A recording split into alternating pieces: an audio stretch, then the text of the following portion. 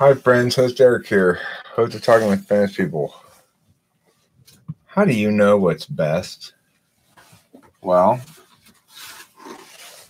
first, get rid of all the things that aren't best, and then you're left with what's best.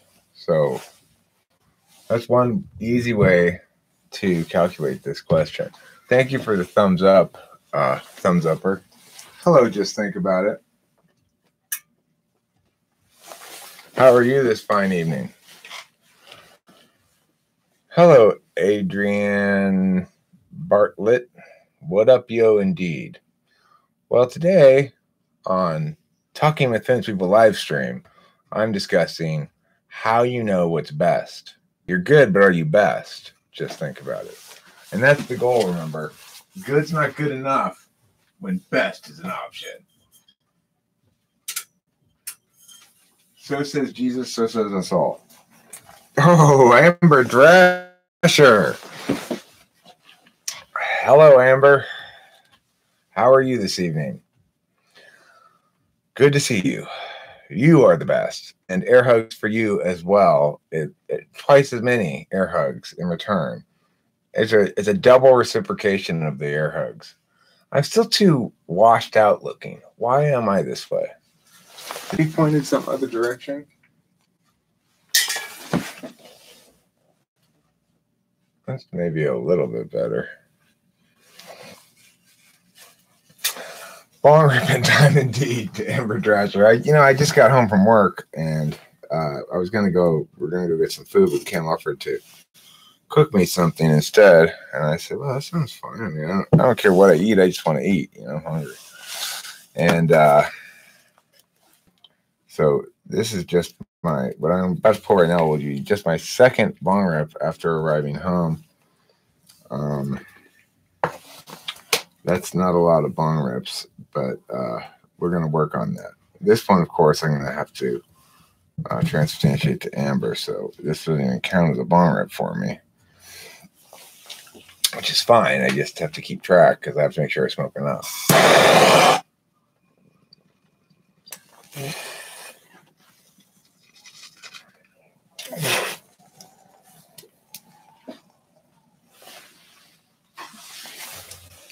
Clog.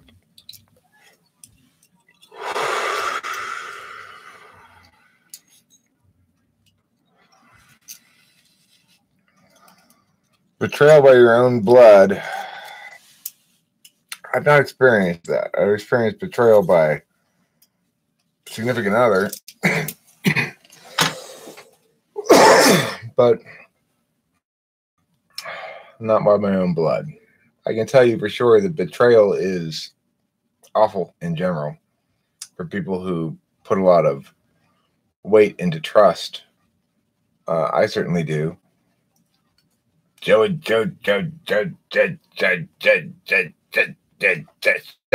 certainly does. I think in general, I don't know what everybody types as, but I think that in general, people with extroverted intuition in the mix, maybe it has something to do with where FI is for me. I don't know, but I've always placed a high priority on loyalty. I mean, it's one of the values that one can use to determine what's the best course of action. Things that are disloyal are rarely the best course of action, but sometimes, depending on the circumstances.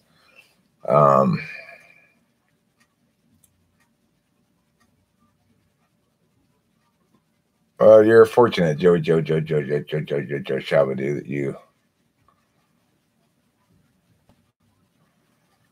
that you haven't been betrayed. I mean, I was betrayed by my first wife in the sense that she cheated on me, and that's certainly a betrayal. But other than that, I largely have been unbetrayed as well. And that was an eye-opener for me, for sure. So it is the worst because it shakes your foundation of your understanding about the world. The people of long, lean, and leggy. Table of Longling and Leggy? That's right here. Thank you. I am going to provide you Korean eating YouTube tonight, as I've got, looks like are these spatzels? Spatzels. Thank you, darling. You're a wonderful lady. So, we're talking a little bit here today. The subject came up of betrayal, Kimberly, and I said that I think the only person who really betrayed me meaningfully in life is my first wife. I've been largely betrayal free. Maybe there's been a couple other minor exceptions or whatever, but what are your takes? What are your thoughts on it, Kim? So I can eat a few bites of food. On betrayal? Yeah. What comprises it? Have you felt particularly betrayed by certain partners before, or what? Not my first marriage, but in my second serious relationship, first one after my marriage, I was cheated on, and I had never really been faced with, I guess it's devastating. I don't know. When I was younger, I remember boyfriends, cheating on me and it being devastating, but I don't know. I don't remember recovering. In my adult life, that was pretty challenging. But I don't know. I didn't really let those sorts of wounds damage me moving forward. Yeah, you don't seem to. I have a lot of trauma from betrayal. I almost look at it as a godsend. Are you and Kimberly married? No, we're not married. Yeah, sure. Is it any good? It's delicious. The soup's quite spicy. Are you complaining? No. Adrian Bartlett says, betrayed by a whole office I worked for last year. The boss had already, to everyone she planned to let me go through rooms before she did it. Come to the rooms more often, you, says Abraham. Adrian Bartlett, that reminds me, I was also betrayed by a boss. Yeah, my former boss, Laura, she betrayed me for sure and pulled that kind of shit. I tried to make up some shit to justify it, and it was awful. But I didn't really exactly feel betrayed because I never really trusted her or considered her a friend in the first place, Hi, Sanjan. Please excuse my eating. I'm trying to get some sustenance in me here. Did you consider Melinda a friend? Well, I considered her a significant other. And I had my sets of expectations regarding what that entailed,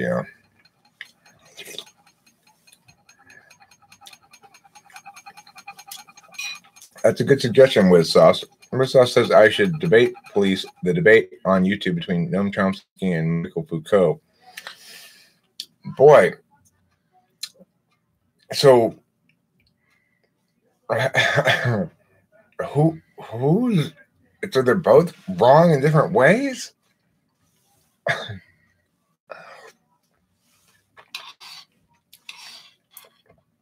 never trusted this one either. Oh yeah. So I guess I was betrayed by that boss in any objective sense. I didn't really feel hurt. I felt very shaken by it, but not really hurt.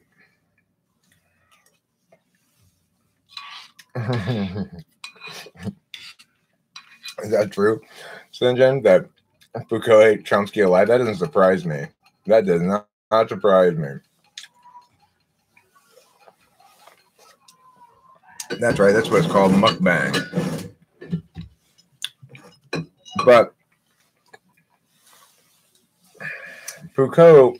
There's water there. You don't have to drink that old coffee. It's good. Make sure there's no bugs in it. There are no bugs in it. You need to drink water. Okay, thank you, Kimmy. Abraham getting saucy with his ESFJ-ishness.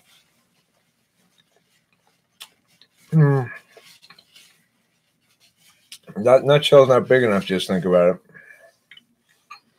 it. Abraham says, hi, Kim, we love you. You are the best. Hi, Abe. I love you too. You're the best.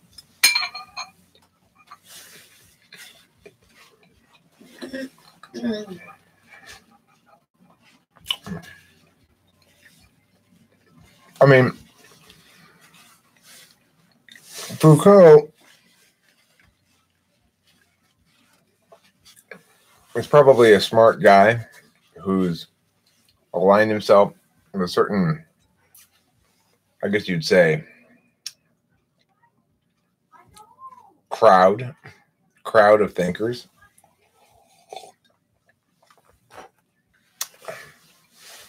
Make sure there's no butts in it. Yeah, I should make sure of that, but there weren't any butts in it either. It's just good tasting coffee.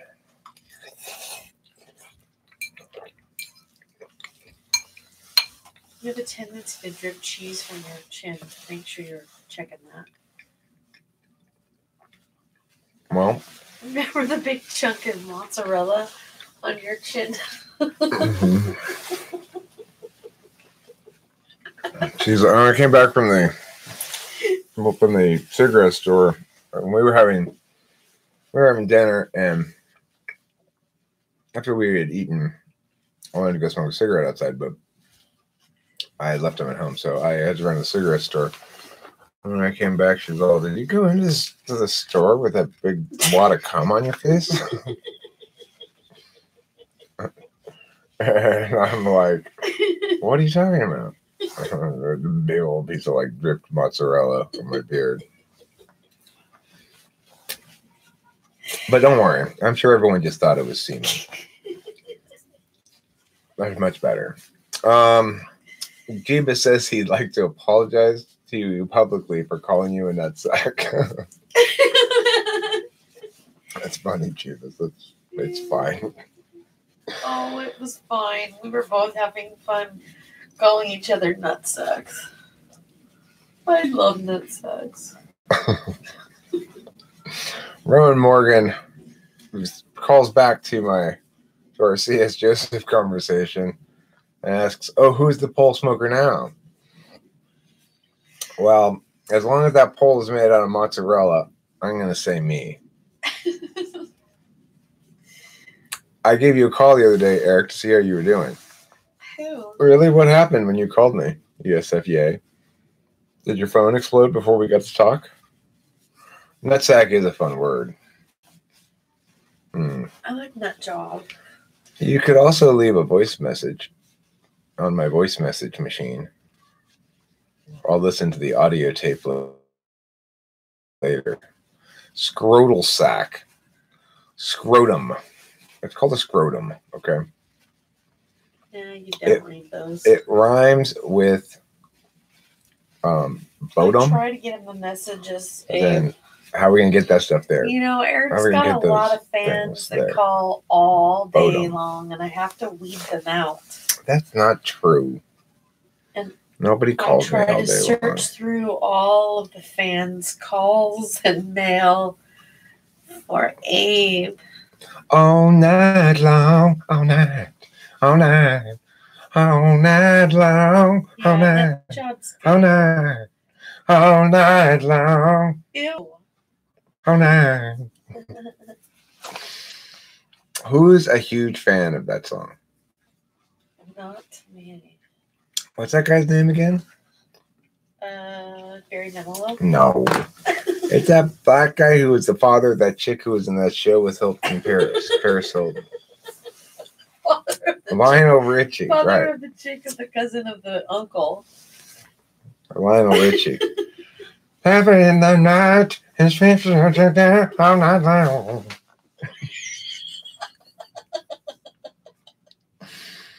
Mm-hmm. Isn't that why you liked me from the very beginning? Because I laughed at all your jokes. I always did like that, yeah.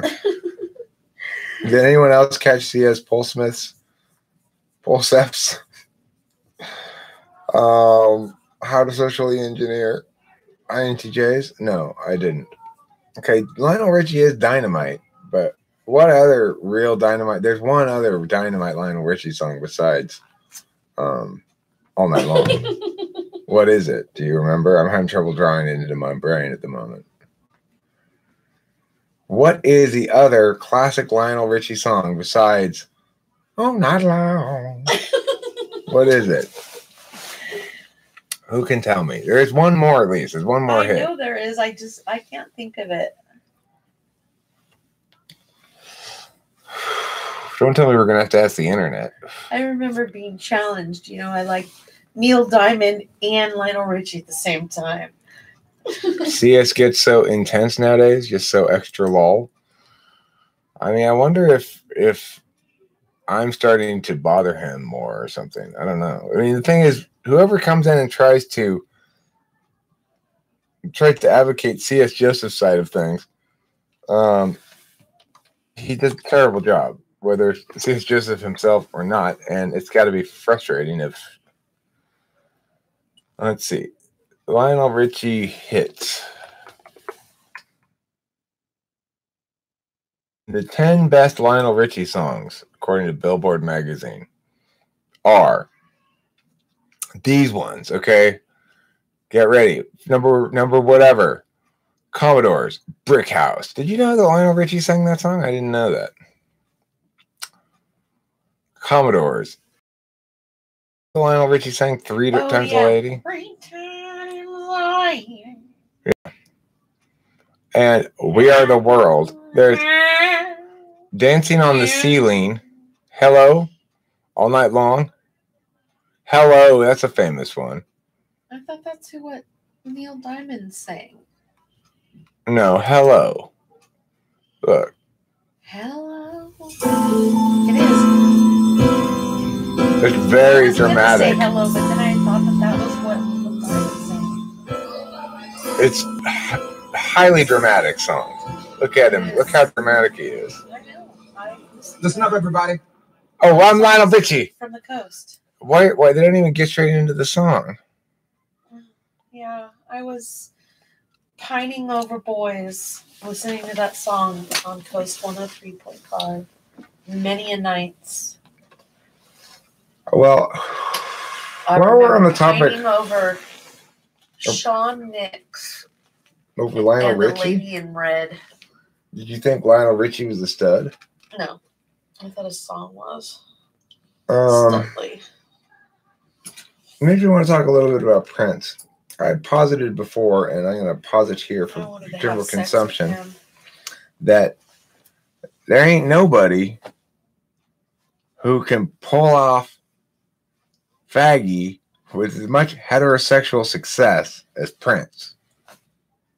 Like, he is the one dude who can pull off. Yeah, that's interesting. Being like, what you would objectively say is fruity, right?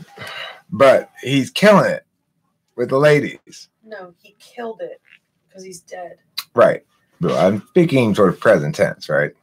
Now, I don't mean to be judging at all about the quality of sort of excessive femininity that he brings to the equation. Like, in terms of traditional norms, I'm not saying those norms are preferable or anything. But I'm just saying. Find him sexy? I'm saying, yeah, well, right. Like, anybody's going to go, okay, Prince is successfully exuding sexiness, right? So, I mean, I don't find him sexy like I want to hump him, but I say, okay, well, he's doing something. Hump me, you mean? He's doing something that is strange and unusual in the world. His gender is spiritual. Darling Nikki is an amazing song. Darling Nikki, though, is his best song, and he doesn't even play it. He didn't even play it anymore before he died. He started to play it when I saw him in a concert as a tease and then didn't play it and played something else instead.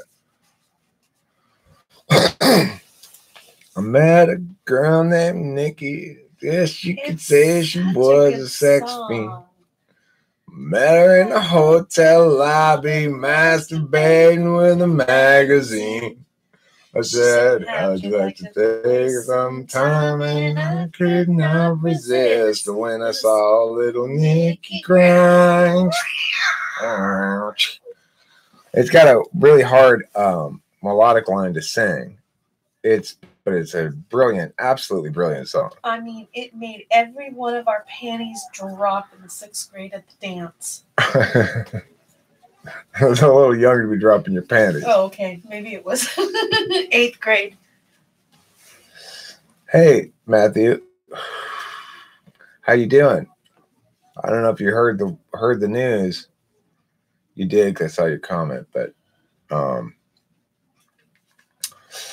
I did a little bit of pictorial investigation, which means drawing pictures of the situation to see how it comes out. And I got some bad news for you. It doesn't look like Zandy's going to let you touch your boobs.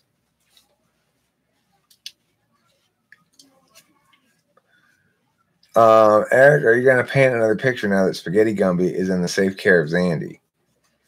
I might paint another picture. It's also possible that Raul Diego might paint another picture. No, Eric. Raul Diego makes like really ugly paintings in the only color of paint you can seem to find. That's not his only style. Within arm's reach, which is brown and blue. It's so obnoxious. Okay, well, it's like you walk through our house and everything's brown and blue. Hence, why that's the only colors you use on your art is so lame. Thank you, Kim, for that ringing endorsement. Prince made you rip off your boxer shorts in 5th grade. Little known fact about Prince: he was trolling Connecticut for 5th grade boys some time ago. Let's see here. Raul Diego is a good painter. Thank you. Just think about it. I appreciate it.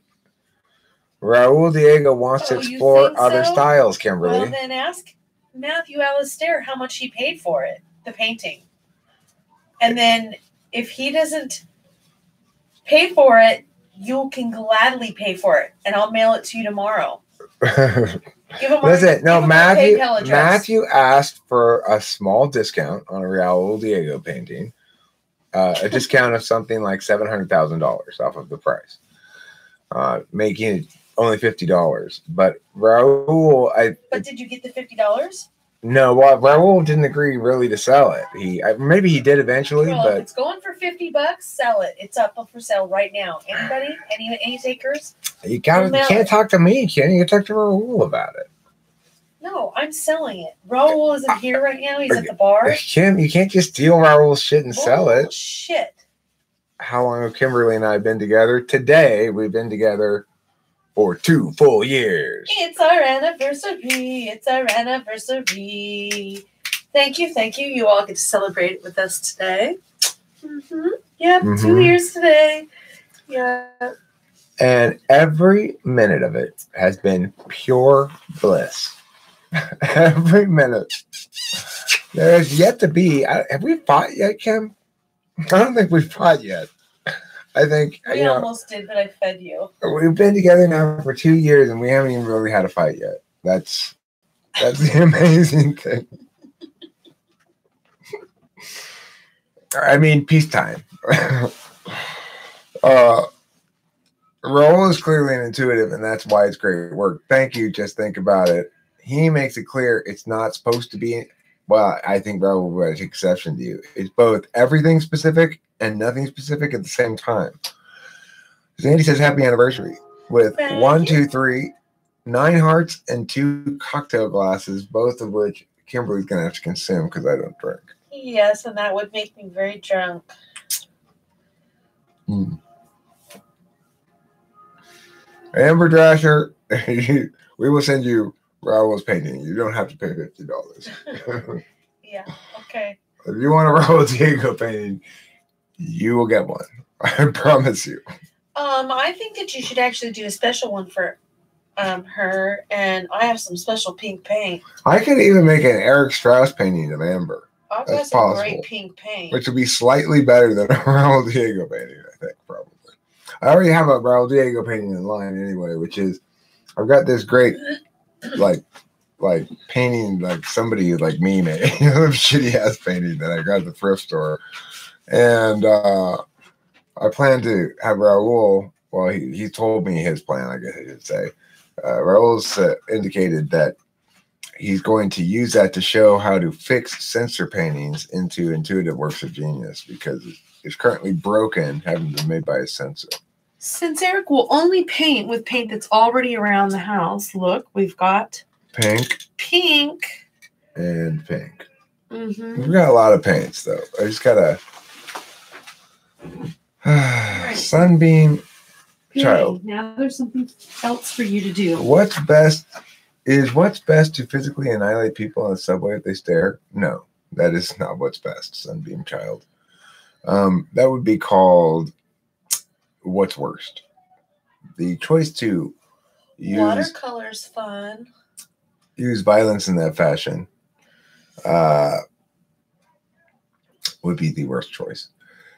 Sinjin says, congratulations to us. And as Andy says, take her out on a romantic dinner. He already did, to the first place we met. We had the dinner last night. I had to work this evening. And then she made me this anniversary soup. It's spicy, like our love.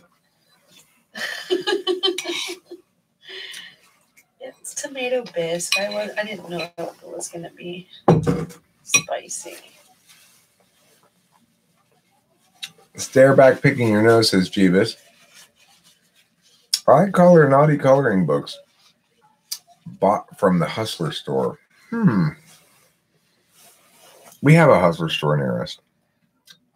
I have never been into it. Neither have I. But that's the one that has the store with the girl with the boobs on it that you almost drive into the building every time you get off the freeway there, right? I do tend to look at the boobs in the picture on the side of the building. I thought we were going to run into the building. Hey, it's been a while, says TJ Music 24. Yeah, it has. It's been a while. One thing I don't like about when it's been a while since I last live streamed is that I enjoy listening to live streams in the car when I'm driving. When I don't have one, I feel disempowered from my normal travel media combination. Time for a bong. Your music, your videos, your everything, your voice. It's just constantly ringing in your head. And if it's not, you like have tremors. I don't really think that's true, but that's fine. Use up your skin-colored crayons. Yeah. That's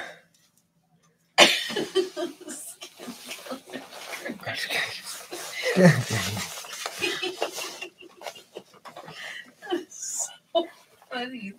That is a very funny thing to say. I need more peach and pinkish gray. Do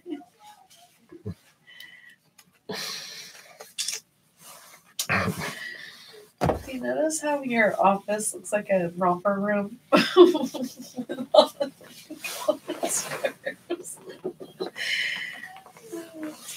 There's my friend Shirtless Woodman. Hope you haven't met him before. He's a pretty important guy.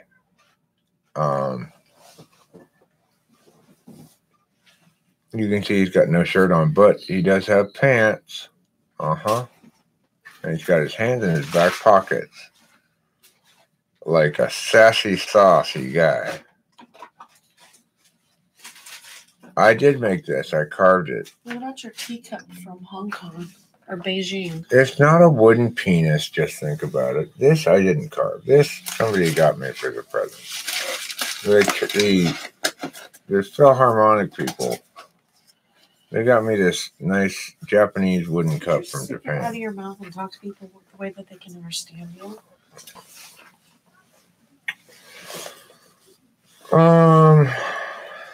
This isn't actually for sale. This is Shirtless Woodman. I've actually tried to sell him before. I didn't have any buyers, and I took him off the market. I like him though. I decided I like having him around. He periodically chimes in. He has a certain voice. Hello, I'm Shirtless Woodman. I'm Shirtless Woodman. Hasn't he tried Can't having it be sex used with as a you before? dildo? No, you cannot use me as a dildo. As I said at the exact same time, hasn't he tried having sex with me before? Shirtless Woodman probably has tried having sex with you before. I don't doubt that. Hello, Kimberly. My name is Shirtless Woodman. And I want to say hello to you and all the ladies out there.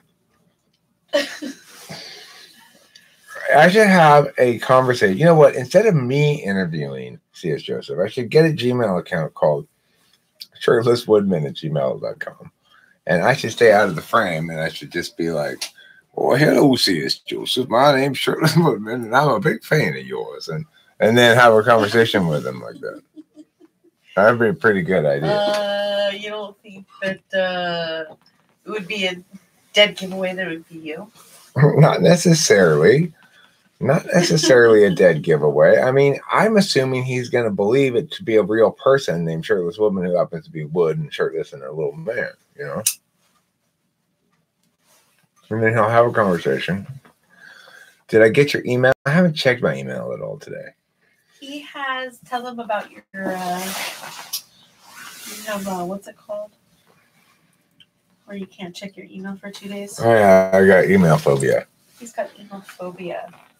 Shirtless Woodman symbolizes masculinity for you more than anything else. Well, Shirtless Woodman has an ongoing sort of spat, I guess you'd call it, with Sport Hands, which I'm looking for, but I don't see right around me at the moment. Sport Hands and he got into a bit of a conflict in the back seat when we were driving to Colorado on a cross-country trip. I had them both sitting together in the back seat, and that was probably a mistake because they tend to get on each other's nerves. And apparently, Sport Hands says he was just, quote-unquote, fist-bumping Shirtless Woodman, but really, I think Shirtless Woman says, and I agree with Shirtless Woman, that he was just punching him in the face. So ever since then, I try to keep them a little bit separated, and Shirtless Woodman's quite still incensed about it. Well, I'm still incensed about it is that you did not pull over and make him sit in the trunk at that very moment. That was not, you just said you had treated it like it was both of our problem when it was really Sport Hands. Well, I've acknowledged that, and I can't go back in history and change what my response to it, okay? All right, but that's Sport Hands. I'm glad he's not around here. Fist bump my face. No, fist bump. That's an act of violence. I agree with you, Shirtless Woman. So, you know, right? Now you got that all. Now he's all upset again. So anyway, where's your fierce and fabulous happy anniversary hat this evening? I don't really have any hats on at the moment. This is my normal hair. You know. Thank you, Amber. Since it is anniversary, that means there's a good chance that later on. Do you see your best friend Amber over there? Yeah, I see her. I know. I want to say this. Tonight, later on, it's game time.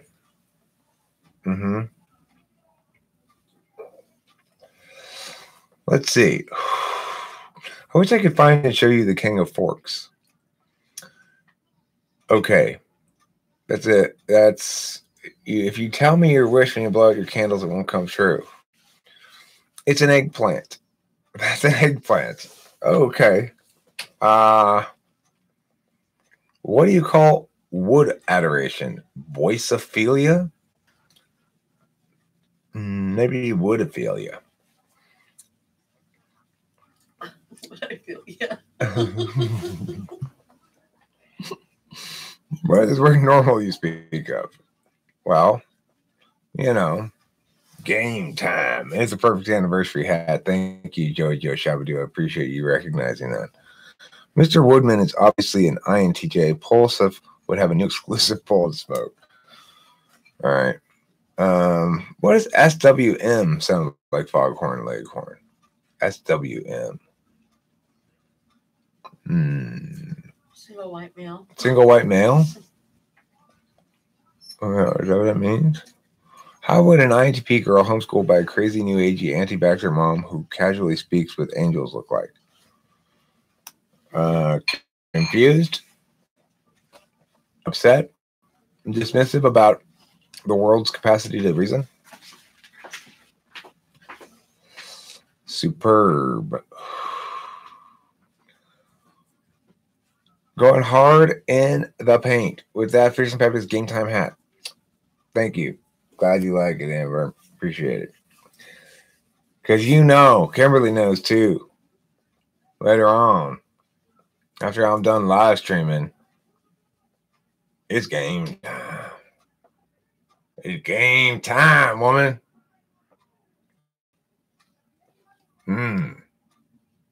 Yoko Ono is undoubtedly one of the best singers in the 20th and 21st century.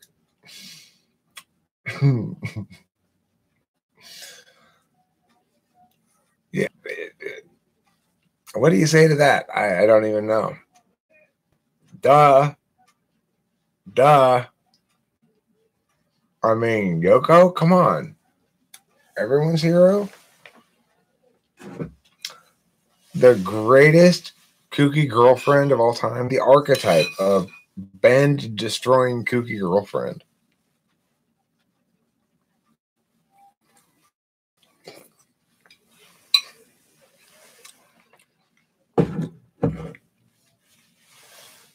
Trying to get the wrinkles out of that old hammer, huh? Yeah.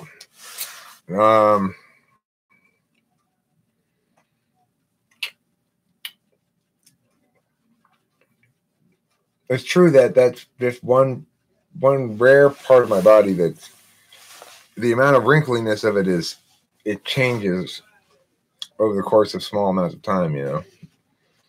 So like within a day, its wrinkliness will vary. The rest of me mostly just stays wrinkly. What's in tonight's mukbang? Well, what I was just eating there was a little bit of the old tomato soup, aka tomato bisque. It's a spicy bisque, I'll tell you. It's got a little bit of peppery spiciness to it that is making me go pa, pa, pa, to relieve the spicy spice about it. Did you guys hear the story that, was it Sporty and Baby Spice had a scissor fest? I read some sort of story about two of the Spice Girls lezzing out. It's like,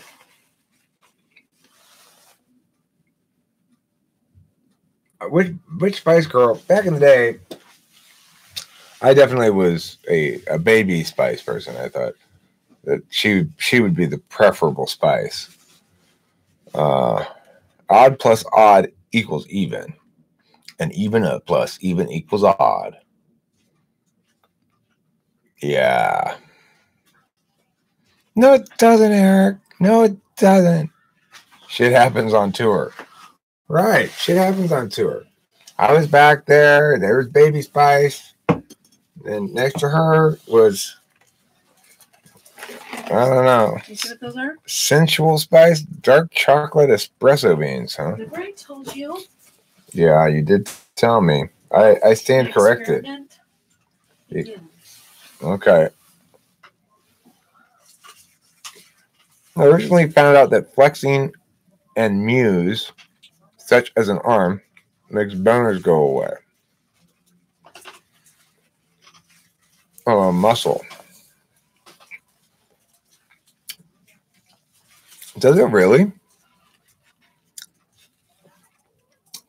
Listen, I got something to tell you, Planet Ketchup. It goes out to Planet Ketchup, Amber, Adrian Bartlett, Jeebus. Just think about it, Sinjin, the whole lot of you, okay? If you want to be my lover, you got to get with my friend. Jojo Shabba Dabba Dabba Doo. You forgot her. And Jojo Shabba Doo too, of course, yeah. Isn't Ketchup a chick? Yeah. Yeah, she's a chick. She's a sexual lady. She's a sensual, sexual chick lady. What of it? If she wants to be my lover, she's going to have to get with my friends.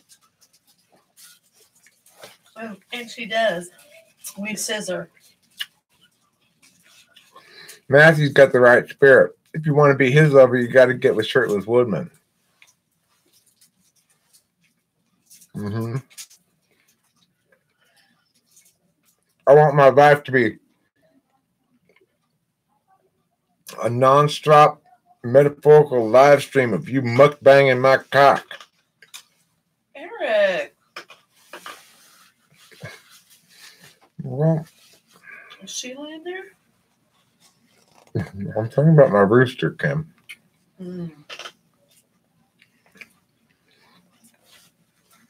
That's true. Yeah, I used to have a shirt and it got ketchup on it. Took it off. It was the only wooden shirt. I've not been able to find it since. Very difficult to take a wooden shirt off a wooden man because none of his parts bend, you know. You got really, sort of squinch it off of them bit by bit, like a lumberjack indeed. Tyler Peterson. He places one thumb to one end of the mouth and the finger to the side of the mouth. He's squeezing his mouth closer together. Make it more pursed.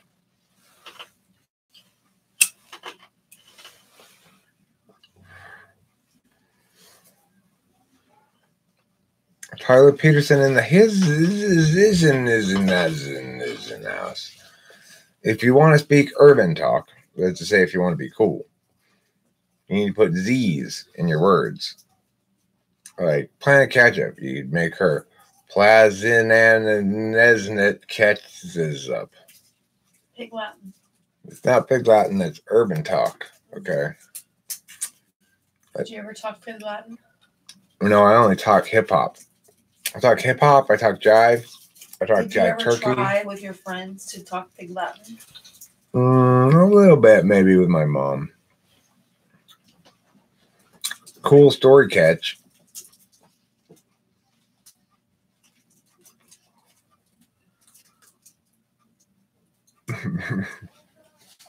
That is a cool story, actually. Normally when people say that, they mean it, what's the word? Ironically. I can't afford these expensive art goods because the union at my job is striking and I don't feel like it, so I'm going to be hated and poor for a while.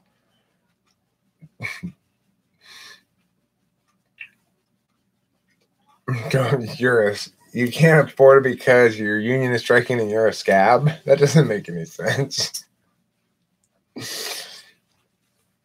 I mean, the conclusions do, assuming that yes, Planet Ketchup flexes her biceps to get rid of her boner. She flexes her biceps to get rid of her boyfriend's boner because she's saying, you better put that thing down or I'm going to punch you. Gosmo.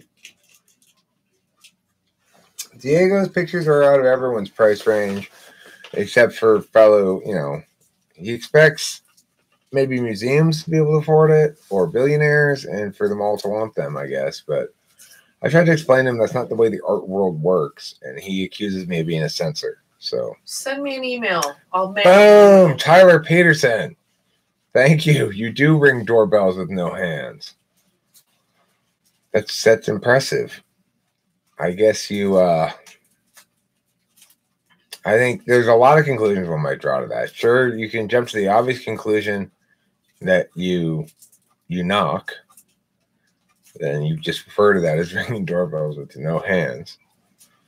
I don't know why you would call it that, but that's one possibility. Or, sure, you could use your penis.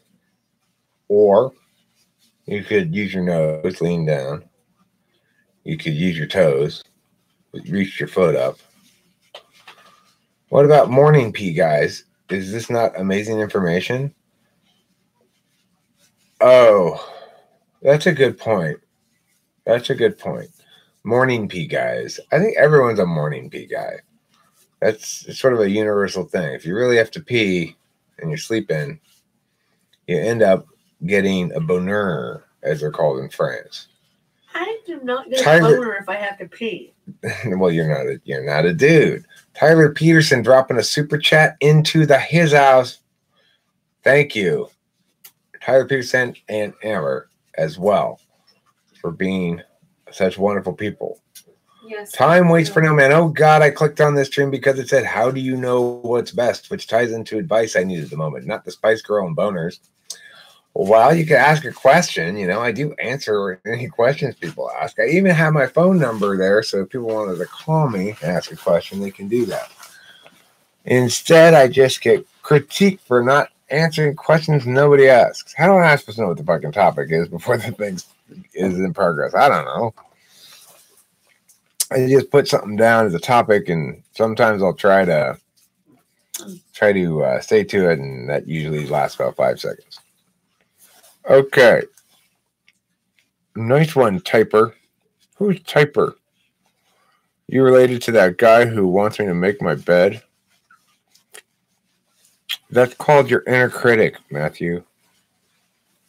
Okay? I want you to make your bed. You have to come to terms with the inner critic. Look at the spider looking for his next meal. Every time your inner critic says... Look at the spider waiting for his next meal in the corner. Where? What? Yeah. Look, he's waiting. I might get it. We could watch this battle. This might be interesting to people to watch, actually. See if you can see it. There's the spider. Oh, I guess our flying friend, our victim, went away. When the victim comes back, if the spider catches it and there's a battle, then I'll share the battle footage with everybody. Everybody loves insect battles. Except for insect pacifists. Let's see here. The planet known as Ketchup.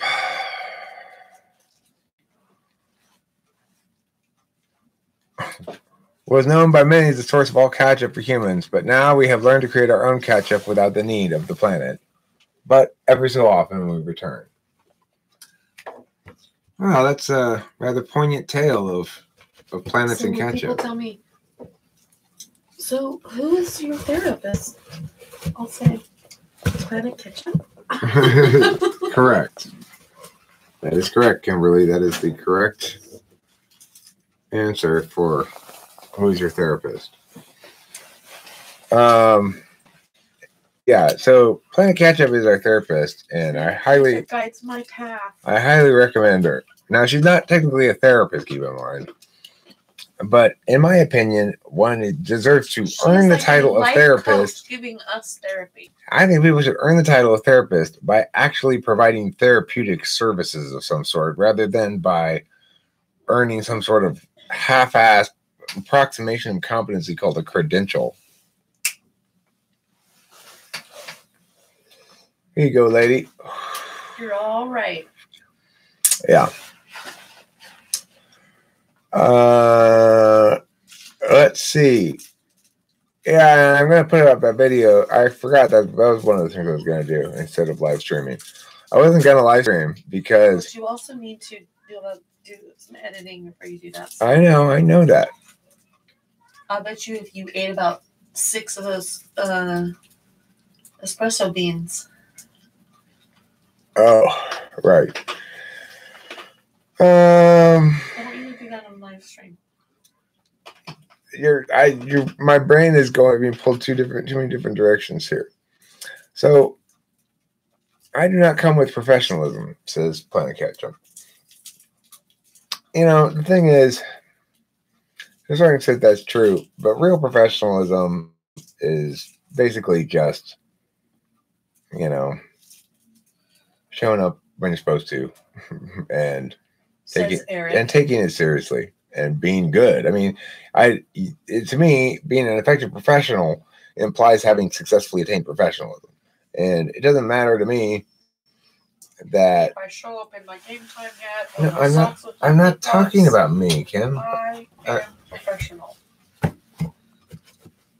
It doesn't matter to me if Becky looks like if Becky attains on some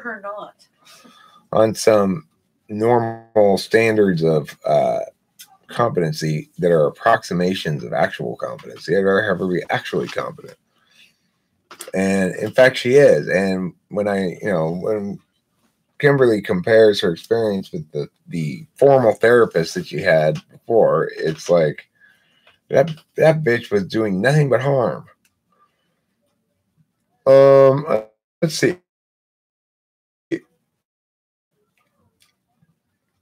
Professionalism is overrated. Just think about it. Yes, Jeeves, you are loved. You are loved damply. You are loved wetly. You are loved in a saline solution, warmed to the temperature of uteral juice. Oh my God. I just toss and turn a lot when I sleep. I toss and turn a fair amount too. I'm a poor squeezable planet that oozes ketchup. Oozing it away into the universe, it just drips off and then floats off into space. Seems like a waste of ketchup. Therapy was what I don't do. Well, maybe you don't need it, and if you do at some point, you'll probably change your opinion about that. How do you feel with an ESFP Mormon? How do you deal with an ESFP Mormon? What is that, Sarah? ESFP is like Brittany and old Courtney. Mormon is like Sarah, sort of. I mean, I don't think the Mormon part necessarily has anything to do with it. How to deal with them. An ESFP? Except, just say, is that what your Mormon elders would approve of? I guess I don't know. Espresso beans, yummers. I don't know if I really want the little black things in my teeth. What about your black thing? How was who harming Kimberly? Oh, that therapist? She was telling her all kinds of, she was telling her a bunch of bullshit, basically. She interpreted what Kimberly was saying to be She's taking sides. She was taking clear sides. She was giving advice about things she was unqualified to give advice about. She didn't have enough information about it at all. And talking shit about me for, yeah. So in other words, it is useless to pick a topic or several anyway because you will get distracted and not come to a conclusion, Lamau. No, I wouldn't say that. I say I often do come to conclusions and generally complete the topic that I am discussing. It's just I don't spend an entire live stream on a single topic. Nor do I think it would be wise. I much more enjoy, and the reason I do live streaming mostly is because I enjoy it. In fact, I often feel kind of guilty about live streaming as though I'm just playing around. And guess what? All these people that you see in the live stream, they keep coming back. Well, that's true, Kimberly. But I want to address what times waits for no man is actually saying here, which is that it's somehow is less valuable as an experience insofar as it fails to successfully come to a conclusion about something. Well, that's not a fair critique, because as is indicated here by this response, I am definitely coming to a conclusive end regarding this issue of whether or not that's a fair critique. Now, whether or not that links to the topic that's listed on the live stream at the outset, that's another question entirely, and it's a fair critique to say, in that instance, that I'm not linking to the topic as the title, but to say that I'm failed to draw conclusive ends to the various topics that I do address is generally not the case. So, yeah, one would point out that see, I'm not the only one to make that observation as well. And then he says, you haven't asked any questions. And Jiva says, ask a question. And, when does one take a bath instead of a shower? I do almost all the time, because we have a bath in the bathroom that's close to us, and we do not have a shower in there. And that's really the deciding factor. Although it's also, I've grown to really like baths. And that's not true, Jeebus. And so I think the best time for a bath is totally dependent on what your preferences are for baths and showers and stuff. Although I would say that baths do a good job of relaxing the muscles, which is something I didn't really understand until it happened to me. And I said to Kimberly, like, wow, I'm always so like wobbly when I get out of the bath. Like I can barely walk straight. And she said, well, it's because it's relaxing your muscles. And I was like, oh, right. That makes sense. And you were sold from then on. And so how could you have concluded from what I just said, times waits for no man, that there is no point to you asking any questions? When what I just said was when a topic comes up, I do address it through to its appropriate level of conclusiveness. Few topics require hours and hours and hours of articulating thoughts about them in order to cover them fully. Some do, but then, you know, even if that were the case, I don't feel like anyone's interest is served by me being a slave to a topic to the detriment of the overall engagement and entertainingness of the product. So, I mean, unless I had good reason to believe that, in fact, I was failing to entertain those who are audience members with this format, then I might take more seriously your suggestion. Okay, will I be making another March Madness video soon? Yes, I will. Soon. If you are an ENTP, it's determining if they use TI. It's indetermining if they use TI. I'm not sure what it's an answer to, but I don't doubt that it's right. What school of thought do you originate from, sir? I don't know what you mean by what school of thought do I originate from. I don't think I originate from any particular school of thought. If you mean how was I raised or something, I was raised by atheist parents who were pretty rationalist in their approach. My dad's an efficacy guy, so he's kind of interested in being efficient and getting shit done in smart ways, whereas my mom is more of a literary type minded person, so I got a bit of both in the mix. I don't know if that's what you were asking or not. Who's my biggest inspiration in life? I wouldn't say I really have a huge inspirational person that I take a lot of inspiration from. I would have some people I admire or respect. Some of them I've never, I have some people I admire and respect that I've never met, so I assume I admire and respect them based on their work, maybe. But I don't feel like I don't feel inspired by anybody in particular. I'm not emulating anybody else in doing what I want to do. To the extent that I'd be inspired by somebody else, then it would be inspired by their ability and decision to indulge in what they want to do all the time. Do I use bath salts? No. FI is nothing more than letters. That's good. Thank you. Give it a shot. Time waits. When does a circle become a square? Well, a circle becomes a square when it's the solution to a problem square root of x equals x times 2 equals x. Then when the circle goes where x goes, then the circle is a square. Okay.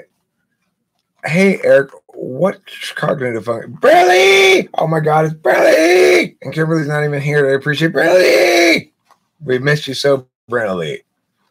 Oh my God, where has Bradley been? Bradley, where have you been? Are you okay? Have you been mauled by a bear? Because I have not been able to use my Bradley voice in a long, long time.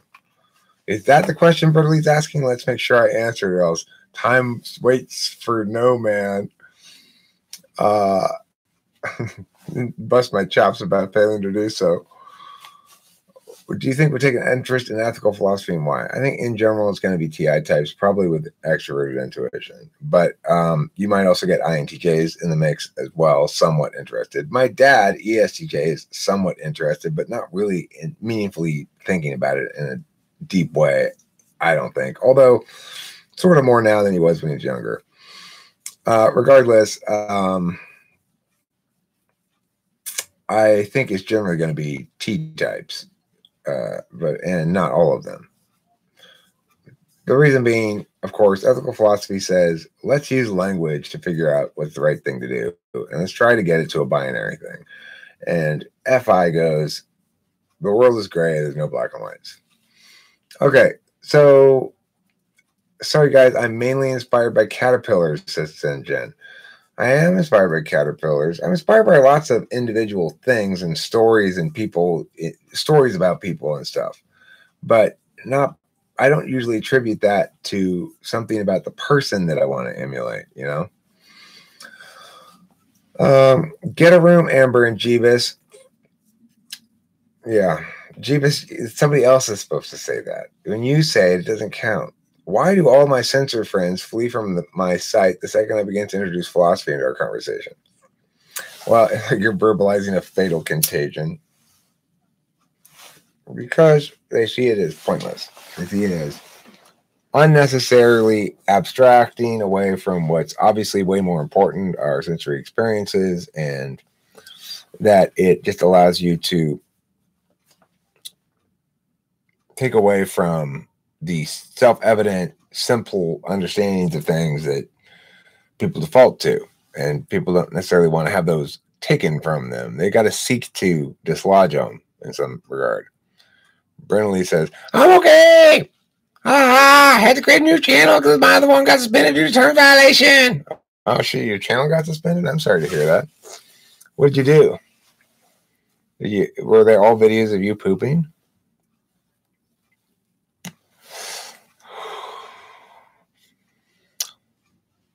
Most censors I interact with do not seem to like me, not for long periods anyway.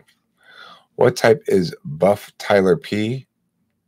I don't know who Buff Tyler P is. I have no idea who that is. Jeebus hammering times weights. Poo poo poo, says Amber Drescher. I wonder, what did you do, Brennelly? I got my channel suspended too, so, you know, probably wasn't anything too terrible. It wasn't like I was doing anything really bad. I did have some copyright shit, but it was unavoidable. But it wasn't my fault. What type isn't likely to ever feel betrayed by others? I mean, I don't think any type is gonna never feel betrayed by others, but I would say ESTP is the most likely option there, because they've got the polar FI and they're very proactive in their understandings of how they interact with other people, whereas ENTPs are much more reactive. F plus U plus C plus K equals FUCK. Thanks. Just think about it. Thanks for thanks for that. Appreciate that. Some philosophies may crack open their non-deliberative, ignorant-ass minds. Well, maybe, but on the other hand, perhaps your desire to abstract everything is equally limited in its scope of understanding. So, you know, I understand also, though, that as an intuitive, you probably get frustrated with the world primarily affirming censor shit, especially in terms of your peers, you know, if you're young. So, you know, that's why sometimes you just got to go, fuck it. It's game time, like that. And then just be like, and what? And what? And what? And what? And then do a little dance. And then that's how you win the argument sometimes.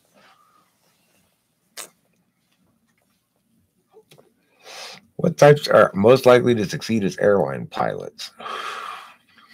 I would suggest ISTP would be an excellent choice. ESTJ would be a good choice. ISTJ may be a good choice, but I would suggest that ISTP is your ideal airline pilot. INTP maybe, but INTP is not going to be reactive physically and quickly if there's an emergency. They're going to want to think and deliberate about it too much. Whereas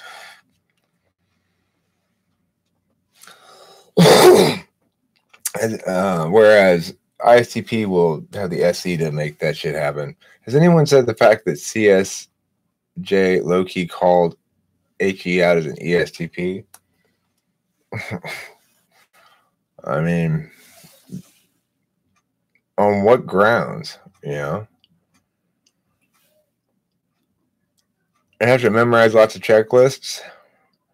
I would say ISTP, because, I mean, sure, ISTJ can do that too, but it's actually probably more comfortable overall for ISTP. The 6-slot SI, that's the sort of SI they don't mind using.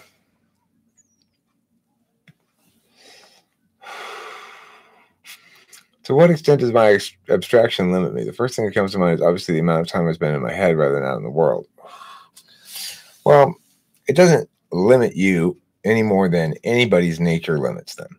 But what I'm saying is that we begin life with a knee-jerk assumption that our way of being is preferable to the ways of being that run afoul of our way of being.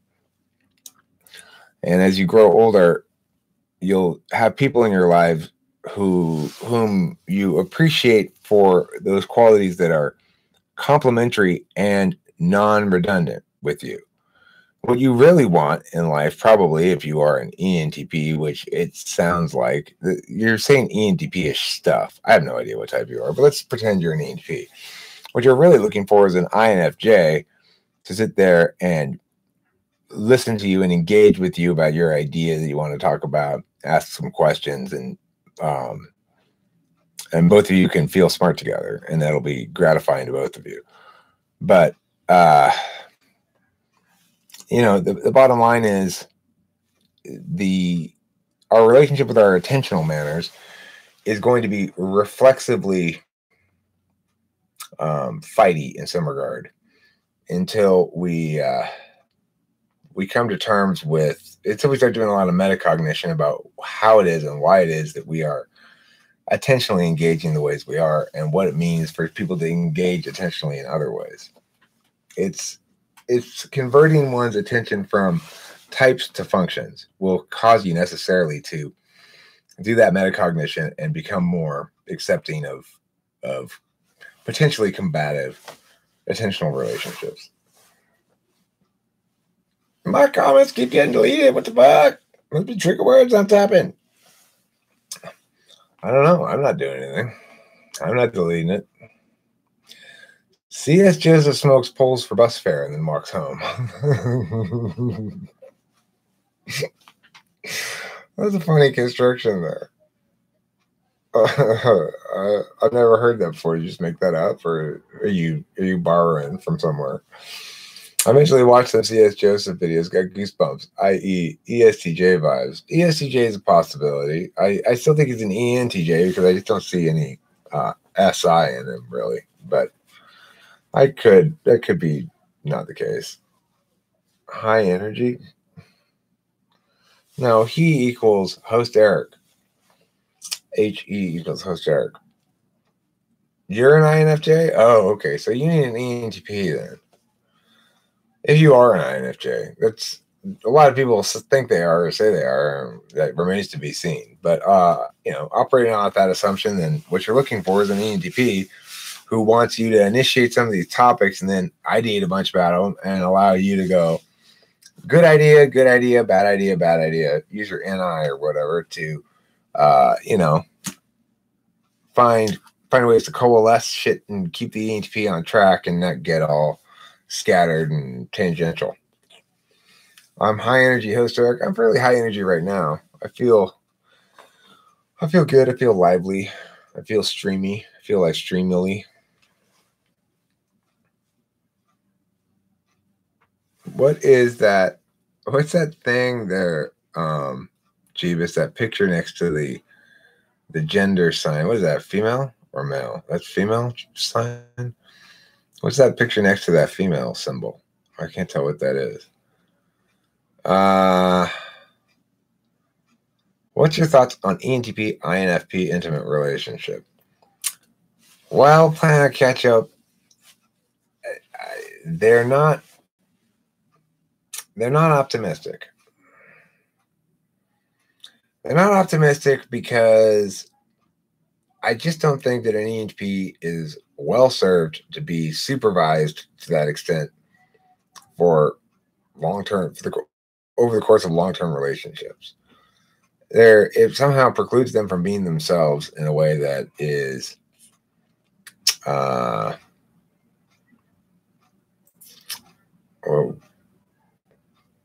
you'll get tired of it, That's what I think.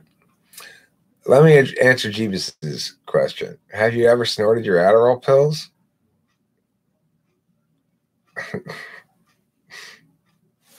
I mean, yeah, I have. I haven't in a while because it kind of seems like not worth it. But, yeah, of course. I also smoked them. So, again, not in a long time because it seems like a waste. I determined that it was kind of a waste. You can smoke them, though. It tastes like shit. You crumble that and put it on top of a bong rip. You can smoke it. Yeah. But it's a waste. That's the problem. It's like the amount of amphetamine that gets successfully smoked. First of all, I think apparently only 2 of the 3 kinds of speed and Adderall can be smoked. You crumble it and put it on top of a bong rip. Oh, shucks. That's too bad, Matthew. Do you think FITE and FETI should date within their groups? Yeah, I do. I'm sorry. Do you think FITE and FETI should date within their groups? Yeah, I do. Oh, that's why they're deleting your comments, because they don't want you talking about that shit, huh, Brandon Lee? They don't want you talking about why your channel got suspended. That's funny. That's kind of big brothery. What if INFP has healthy attachment style and trusts ENTP is smarter? Well, I mean, look, I was going to try that relationship myself, INFP, ENTP. I'm glad I ended up not, but put it this way. There's something that's exhilarating about INFP kind of love, which is to say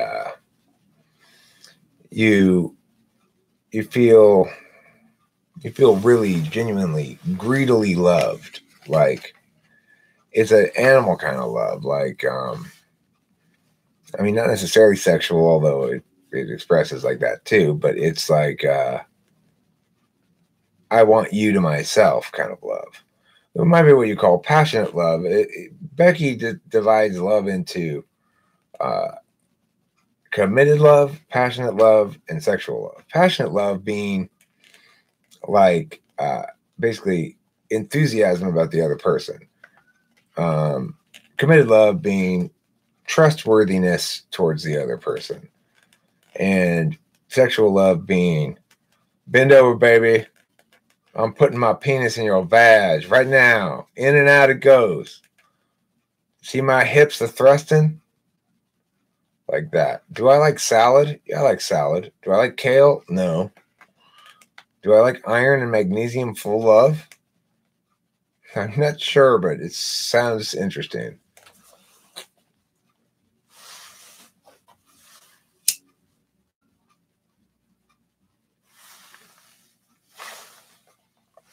Opposites are important. Without one, everything is unbalanced. We need that yin and yang balance thing. It's male and female. Without one, we all die, become extinct. So there. That explains it all. If you were wondering what the answer is, that's the answer right there, what he said. You don't want to become extinct, do you? You're about to become extinct. What did you have planned at Matthew? Sandy, we've been over this. Matthew planned to touch your boobs, and he's in a bit of a state of mourning today as he's learned that he's not going to be able to. That was his plan. Thomas Anderson, are you trying to be a 5%er? What's a 5%er? I don't know what a 5%er is. The answer to all of life's problems is balance. That's kind of true. It's a little reductive. It's a little uninteresting, but yeah,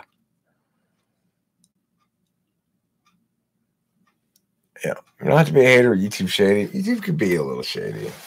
I mean, the question is, what's the alternative? You know, and it's not a 5%er is a meathead.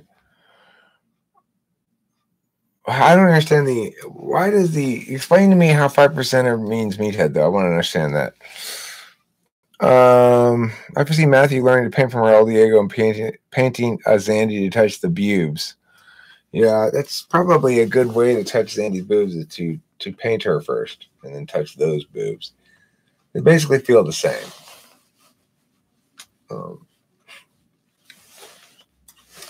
Zandy's known to have very canvas-feeling boobs. Yeah, it does suck what's happening to your channel at Brenna Lee. How does one go reliably typing themselves without undertaking self-deception? Well, that is very much contingent on what type you actually are.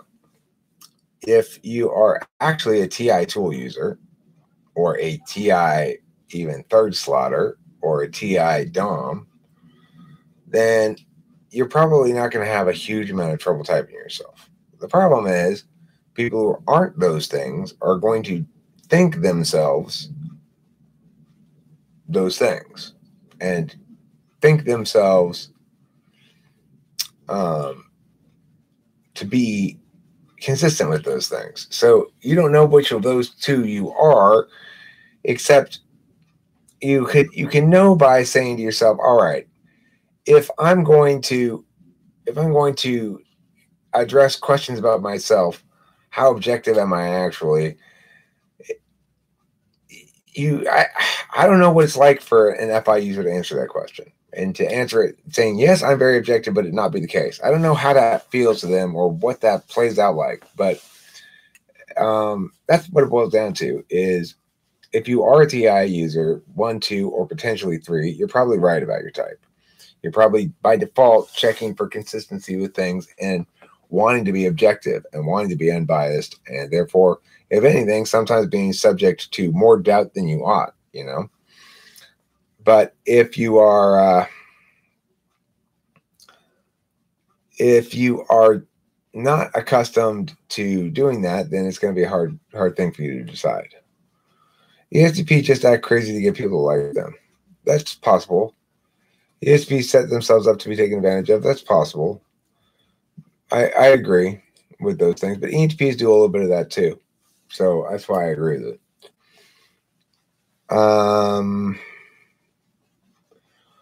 At Nero, slap him repeatedly. Got to make SE submit before they engage their TI.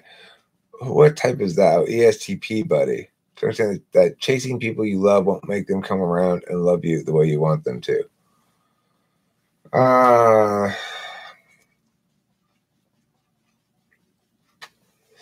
It might make them if you do it well enough. Oh, 5%er is a large brand in the fitness community. Oh, okay. I don't know about that. If you just don't fuck yourself up by asking yourself if you're secretly FI and just want to see your calculus as disinterested. You should ask yourself that. It may just confuse you, though, depending. Is it possible to snort Concerta? I've never tried that, so I don't know. But the pills are rock hard. Well, I mean, you can crush it up, I'm sure. you just gotta crush a little harder. Yeah. Okay. Everyone knows at which speeds you can snort. That's funny.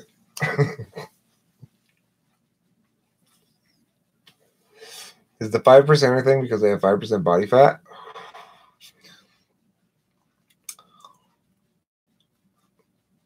No, it's not possible to snort boulders, Matthew. You have to break them into dust first. That makes sense. Impartial logic surveying for consistency shouldn't undergo self-deception. It doesn't really. I mean, oh, you have been talking to Raul, Matthew. but the thing is, whether or not, but if one does engage in self-deception, then one's unaware of that fact is the problem. So, but it sounds to me, you don't sound like an FI user to me. You sound like a TI user. I'm not sure you sounded like an INFJ, but that's hard. Sure, it's definitely hard to tell just by reading a couple chats in the chat. You know, that requires me to converse with somebody to really know those sort of things. What type was Steve Jobs? I don't know for sure, but he might have been an ISTP. That's possible. I don't see him as an NE user.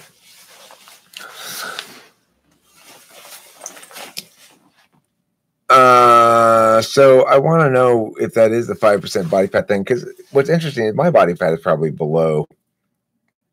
Well, I mean, ISTPs use introverted intuition is their third slot function, which means it's their hidden agenda.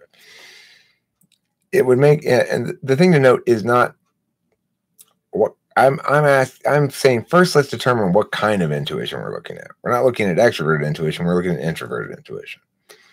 Now, Senjin here is a INFJ. I'm pretty convinced of it. And he displays a lot of TI. And a lot of people come in here and go, you're an INTP. But he's not. He's an INFJ who's fulfilling his third slot hidden agenda, which is to say, wallowing a bit in the TI. As I wallow a bit in the FE, as Steve Jobs wallowed a bit in the NI, the introverted intuition. He's all about the single best course, the single most relevant factor, the single most determinate course. So that's why you conclude that he was an NI user, not an NE user. Now, if you wanted to say he was an ENTJ, that's not out of the question. The thing is, I would say he's more accurately thought of as probably a TI user than a TE user, because he doesn't. It's like, think about the products he was producing. He was producing products that were demonstrably worse than what they could have been technologically, on the grounds that they were more effective in terms of their. What is that thing? Where is it taking the picture of it even? There's like a little bug walking over there.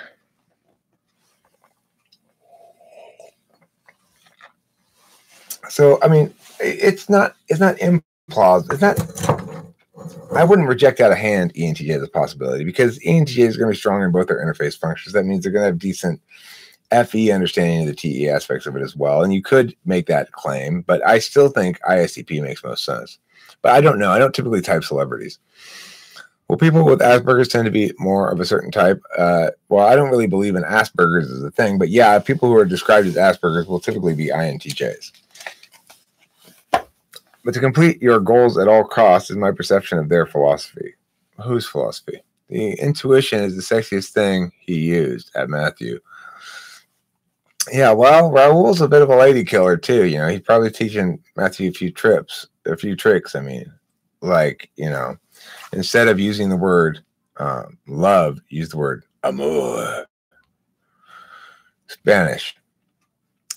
See you later. Just think about it. But of course, if someone has to undergo self-deception clearly seen by an external source, that would constitute someone who doesn't utilize TI. Right, but who's the external source for typing yourself? I would put it like that. I'm not a TI user. I'm a TI player. I just play around a lot in TI. Right. And what am I doing right now? I'm playing around really in FE. I'm not really playing in TI, although I use TI the whole time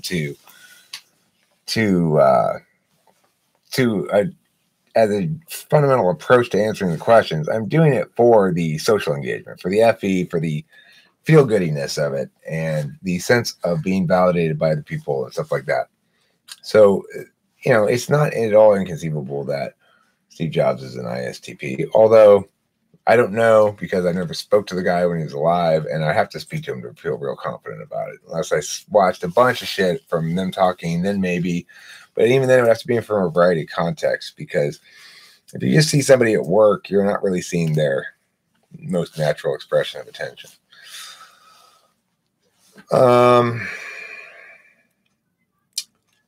I do believe that there's a set of behavior, Jeebus, that correlates with what is normally known as Asperger's.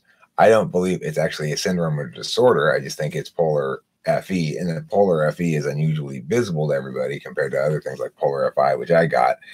I have my own kind of Asperger's. It's just not something that other people see very much, because it's about my own feelings, not about other people's perceptions. Being blind to other people's perceptions will make you socially awkward, naturally. Milan asks, are intuitive people evolutionarily superior to sensors? No. I mean, first of all, I don't believe in evolution. And when I say that, let me stress what I mean by that, which is evolution utterly fails to explain adequately differentiation of the species over time into different species.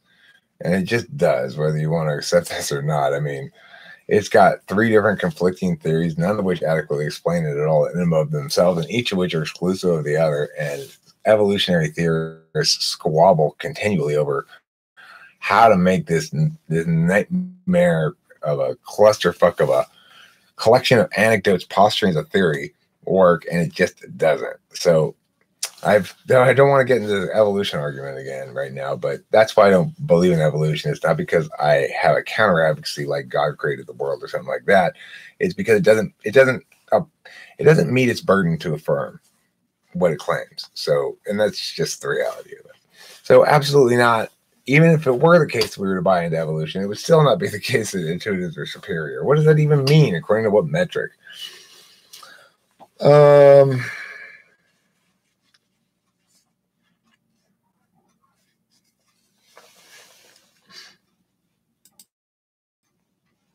NBA figure competitor? INBA figure competitor? What's INBA figure competitor mean? Is that like bodybuilding?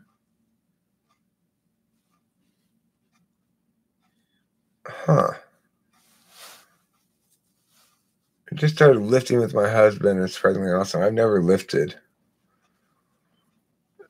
That's dopey. I thought about competing in bikini when I was younger, but I was like, nah, I like powerlifting a lot better. Oh. Is your MBTI type more nature or nurture? Yeah, I believe it's nature. The normal exercise functions inconsistent with your type without actually becoming a different type? No, and it doesn't really happen, okay? You don't exercise functions willfully that are not in your conscious stack, whether you think you do or not. If you think you do, it's because you're not understanding what the function is that you think you're doing that with. But yeah, but now we don't need to hunt and fight for survival in 21st century. Brain is the new sexy. I'm not saying that intuitives don't have some advantages in most, like in the contemporary Western democracies, an intuitive has some advantages beginning life that have to do with being better at academic shit, which is over prioritized in the West. But having an advantage doesn't mean we're superior, because we have disadvantages in other areas as well. And it's a pattern. It depends which area of attainment you think is most significant and worthy of praise to call that, that's the determining factor. I think you mentioned the only autistic people you know couldn't write and talk, and you concluded from that the only actually autistic people that exist fall into that category. No, 100 Mile Media, I don't think that at all, and I didn't say that. I did say that I taught a variety of special ed students ranging from mild to moderate to profound, that I had very high-functioning students, some of whom were quite capable of carrying conversations and stuff. But they were all, in some regard, academically, they displayed cognitive and academic deficits, an inability to process certain kinds of information normally that was unmistakably something wrong with them, rather than simply a variation of normal. Now, you might say Temple Grandin, for example, is an example of somebody who's a very high-functioning autistic who doesn't display exactly cognitive deficits, except she does, actually, in some areas. But regardless, she would be the exception that proves the rule, basically. Okay, and so probably your guy Chan there is equivalently the exception that proves the rule. There will be people who are right on the fringe at the very top of autistic functioning spectrum that you might be able to make those claims about, but arguing from the margins, as that's called, is not a good way to establish your point. Let's see.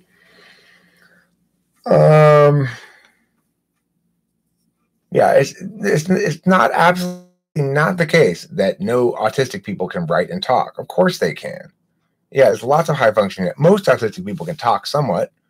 Many, if not even maybe potentially a majority of autistic people can write somewhat.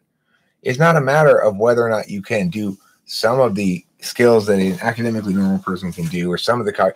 It's a matter of, are you capable of metacognition is one key determining factor. And truly autistic people are largely incapable of metacognition. In fact, it's the key determining factor between somebody who's got genuine cognitive disorder of some sort and those who don't. Are you capable of metacognition? Do you engage in it, especially undirected to some extent? And so that's a better criterion to use. And that's absolutely not what I said. That's the other thing I want to make clear is what you presented as my argument was not my argument. Okay.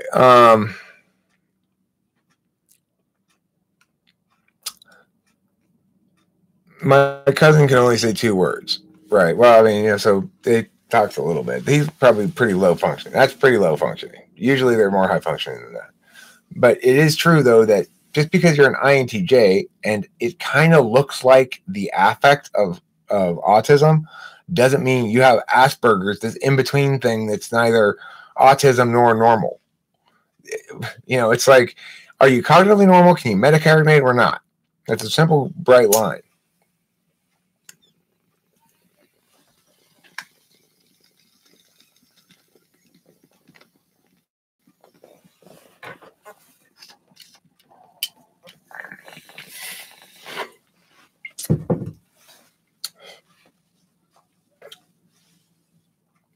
Yes, Sinjin, your 2-year-old, knowing that I'm sad by looking at me and wanting to comfort me and stuff, that is very much native FE, probably fairly high. But I mean, it depends how frequently she does stuff like that. It could be 3rd slot, not necessarily 1st or 2nd.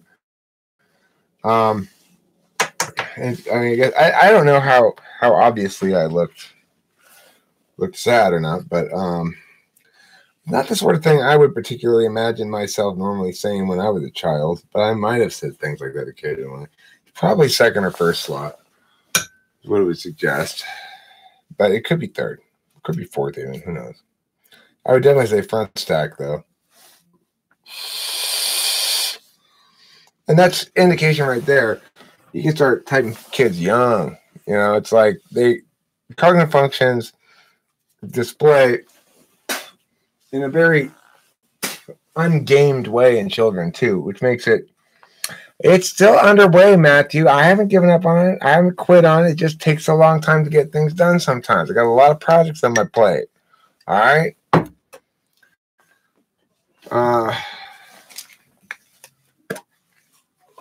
Cut a bro a break, as they say. Well, thanks, 100 Mile Media. I appreciate your reasonableness about this whole thing. I tend to get all fighty immediately, thinking that, how does a child develop its type? The answer to that question is I don't know, but I suspect it has something to do with hormones in the womb. And I think you're probably born with at least your dominant and 4th function already determined. That's just my opinion about it. I don't have any way to establish or prove that, so it's the best I can say about it. Ergo, sensory integration should be addressed adequately, but polar RFE should just be accepted. Okay, well, if polar RFE plus sensory integration disorder equals Asperger's, then what's the difference between Asperger's and autism? Give me another thing to put in that plus. Eric, have you gotten into the instinctual variants at all? Not really, but I think about them sometimes. I think about my own being a sexual variant and how that manifests in a couple of different ways. Not only that I prefer to be part of a single long-term relationship with a single partner and I feel most comfortable in that capacity, but also that I do best in one-on-one conversations and I feel most comfortable in one-on-one conversations, with the exception of having Kimberly in the mix, which she often doesn't say much. My 2-year-old nephew is SCFI. Uh-oh. You got an ESFP in the family. We don't need your judgment, Matthew. Okay? I agree with Amber. Anne Rand, thoughts? An ideologue, ultimately. That's her problem. I myself am a libertarian of sorts. I don't like the label. I wouldn't normally use it for myself, but just quick shorthand things. I would say that I'm somebody who favors justice as measured in the allocation of rights. And so that fundamentally makes me libertarian. But I'm not an ideologue, and I understand that no matter how much it wins the arguments, that there's a balancing of interest that needs to be considered as well. And the fact that there's a status quo in which all this shit already exists and stuff depends on other stuff and yada, yada, yada. So I would say that she was basically an ideologue who had the right central notion, but lacked subtlety. But I say all that without having actually read the full books. You know, I've read segments of Ayn Rand books. I've read quotes from her. I've read interviews of her and stuff, but I've not actually read any of her books cover to cover.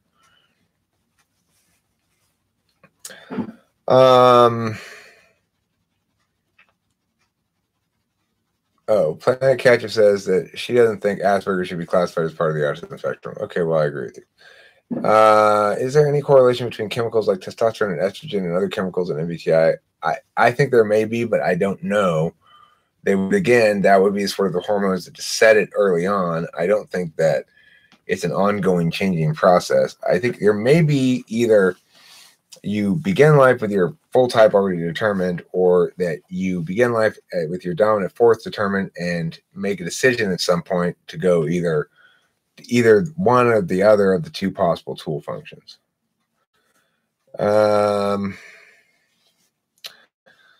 Let's see. From your time teaching, was there any key visual hints that would depict a sensor and intuitive in the classroom? Not really. I don't use visual typing at all, and I don't think it's reliable. And I mean, occasionally I'll note things that seem indicative of stuff, but no. Basically, the answer to that is no. My brother-in-law is a high-functioning ASPI INFP, works as lead designer for a software company. Okay, so he's not suffering from some sort of cognitive disability then. I thought maybe I just missed the March Madness conclusion. It could finish in July for all I care. It could very well finish in July. So a mix between consequentialist and deontological ethics. Well, I think when I picture myself as president, actually in a policy making, executing capacity, then I would have to take a consequentialist frame somewhere into account, because I wouldn't be empowered to do. I wouldn't be empowered to do much if I held myself to a standard of principled restraint, which is to say, do nothing that violates rights. That would require me even to veto stuff that substantially improved rights violations, but still kept some, for example, you know. And a straight up deontological ethic would say you can't be party to this new law that includes rights violations. You're not responsible morally for the old law, so why do you can't justify changing a past evil? You can't justify making a new evil in order to change a past evil. Like, so there's lots of realities there that require one to take a more practical normative calculus if one is in a position of a policymaker. And I generally place myself in that position now when I answer those kind of questions. In other words, no, if we're just arguing, no, I'm not going to be arbitrary in my frameworks. And that's what that ultimately boils down to is, well, then Eric, you're going to be arbitrary in your frameworks. If we're arguing, no, I won't. But if you're asking me how to approach real world situation, then the arbitrariness is washed out by the fact that I'm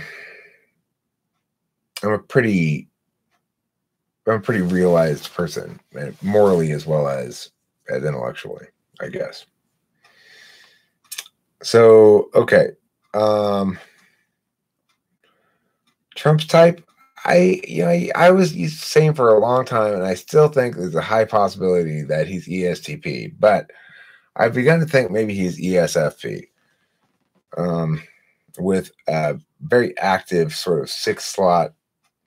You have to affirm me kind of FE. It's possible. It makes kind of more sense than ESTP, because if he were an ESTP, you'd think he would be a little bit more logically consistent.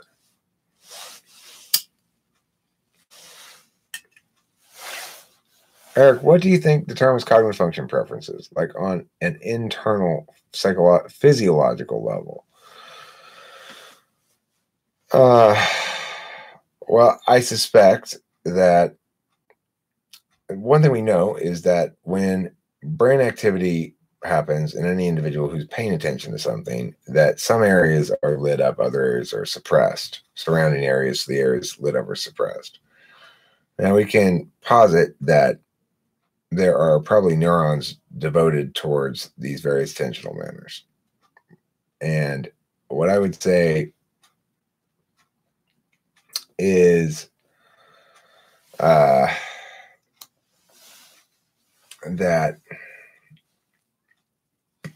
well, like, let's say mirror neurons reflect FE. People with polar FE have fewer mirror neurons. People with dominant FE have more mirror neurons, and everything in between.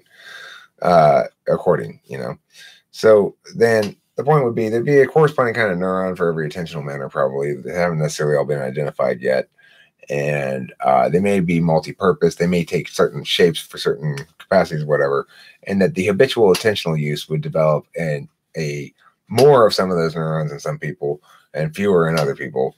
And that would be both reflective of the habit and pursuant to the habit, and a reinforcement and continuation of the habit.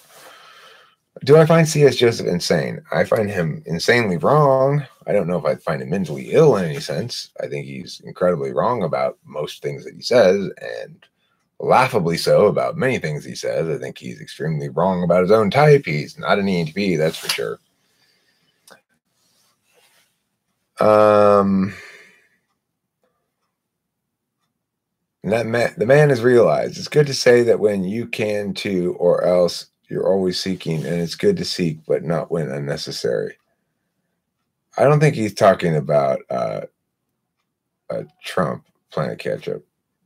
I think he's talking about me.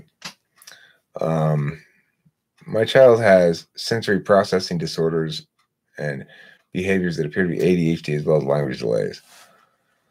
Okay, well, I mean, look, if your child has genuine learning disabilities, then there is something that needs to be addressed. And that's, because of the reality that a lot of times we don't have good, clear diagnoses. You've got to work the system, you got to work the system. There's a time for TI and there's a time for TE, The time for TI is when it works for you, and the time for TE is when it doesn't. And, oh, you were responding to me, not someone else? Oh, I thought you were responding to Matthew's thing. My bad. He complains, but he secretly liked it. At Matthew, at Amber. Do you think there is much validity behind Carl Jung's theory of the archetypes and their manifestations of their behavior? Well, I don't know what aspect of his theory you're talking about. I think that the most validity regarding Carl Jung's basic idea of cognitive functions is attained through understanding them as functions in a system that models the action of agents on a field with objects, and the vectors are comprise the execution of functions by those agents in that system. So in other words, it's equivalent to the modeling of how information systems interact with each other on the internet and stuff. So if we understand it like that, that's the best way to understand it. Now, Carl Jung was an NI-DOM who really loved his notion of a universal unconscious and stuff, because that's what it means to be using NI all the time. It means to be collapsing particulars into universals and reducing the individual animal experience that's both incommunicable and unique into something that's representative of a universal human experience. So he's naturally going to be a lot more metaphorical in his understanding of it. But the nice thing is, it was a particularly genius notion. It's just he wasn't what he shouldn't have been burdened with. He did the important work of coming up with the notion, which was a great notion, and deserves all the credit in the world for that. We shouldn't hold him to account for failing to be less metaphorical about it and actually think about it a little bit better. I mean, he did plenty of work. He credit where it's due. He's a smart guy. He came up with a great idea. Now let's take the baton from him and make sure that we clean it up a bit. He shouldn't have to clean it up himself. He came up with it. So we'll clean it up. And my point is, when we clean it up, we already have other examples of modeling systems like this that we can use as reference points, and lots of other things that can help us make it more valid and, most importantly, more falsifiable, or at least checkable against multiple different metrics, so that we're not just checking against itself or checking against one other thing,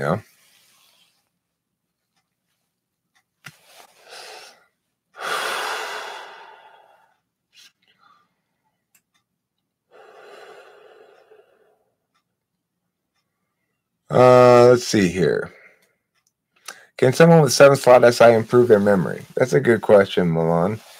I would say only a little bit, very little. And you wouldn't want to spend very much attention trying to do that. You're better off being aware of where you are hindered by lack of memory and coming up with workarounds, such as carrying a notebook, stuff like that. It's just you can't really do much of anything with your 7-slot. I can't either. I try to become, like IFS is helping me understand what feelings are. What feelings are is that thing you're supposed to access to see what your motivation is before you say something. Like, is my motivation pure here? Am I actually just being motivated by resentment to say this thing? That's your feelings, which has been a useful tool for me to recognize a feeling, is that it's the thing you check to see if your motivations are pure before you say a thing. Not whether it's defensible, but rather whether your motivations are pure, which is such like, what do you mean pure? It doesn't matter what my motivations are. If what I say withstands scrutiny, then that's correct, and that's it,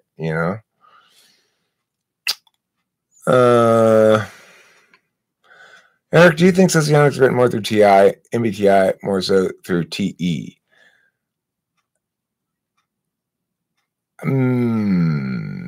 Yeah, maybe. I mean, the TE frame being how we're going to use this tool to better affect organizational structures.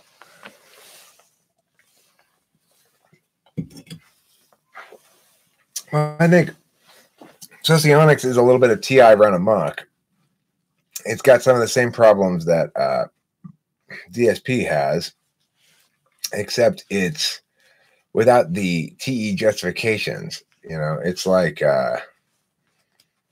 it makes a lot of the same sort of excess dichotomy shit, but at least it's trying to be descriptive, but it ends up just being unnecessarily complicated and failing Occam's razor on some ground, Let me pull this bong rip.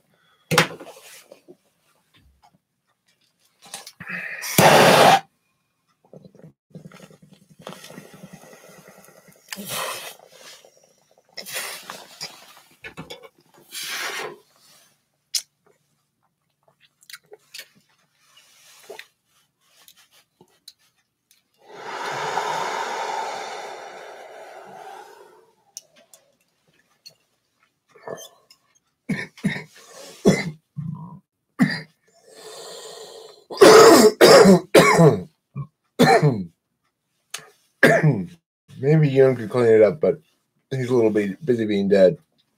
Right, he is dead, so we can't really ask him for anything else. I literally locked the door, walked 2 steps, and forgot if I locked the door. Me too. Because those things are not what your attention is primarily directed towards. And yeah. I think you mentioned this because, but I want to repeat because I resonate with, as an ENTP, I check to see if I am moral based on whether or not I'm consistent. If you're an ENTP, your worst scenario is being susceptible to being called a hypocrite. And we really don't want to be called hypocrites. So,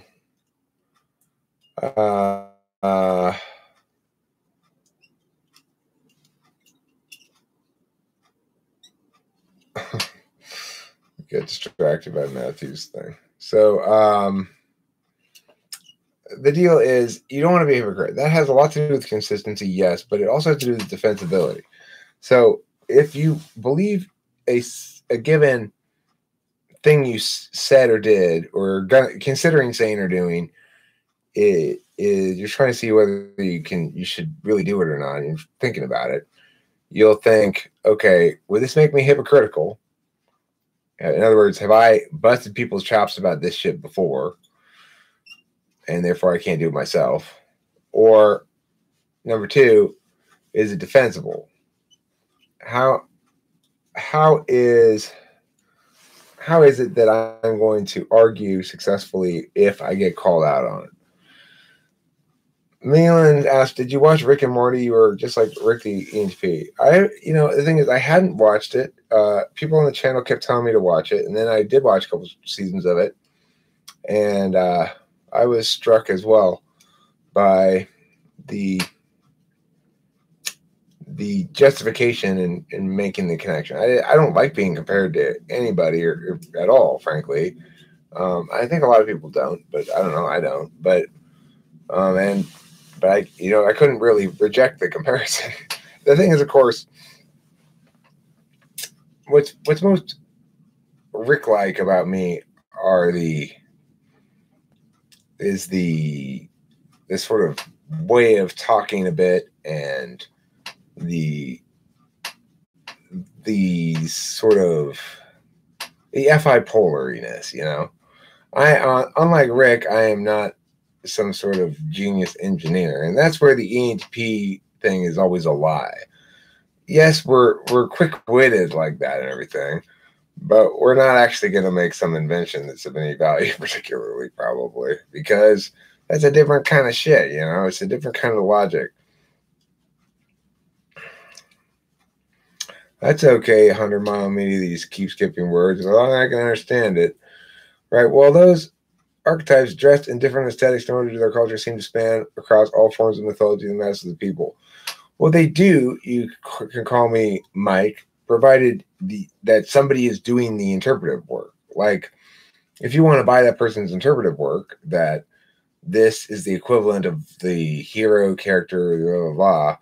I mean, basically, you're just taxonomying stories. And there's nothing wrong with that. But if your taxonomy is reasonably sound, you'll be able to fit variations of a given notion under some character archetype. And is that meaningful? Yeah, it's meaningful that the character archetypes can be established as basically a taxonomy of expressions of the human experience and narrative. Like the stories have a finite number of archetypes, symbols, tools, and stuff that we return to again and again, and we utilize, and that they're understood similarly in different cultures. And those are all good things to say, but it doesn't explain anything about cognitive functions, really. It's the least connected explanation. It's the least mechanical explanation.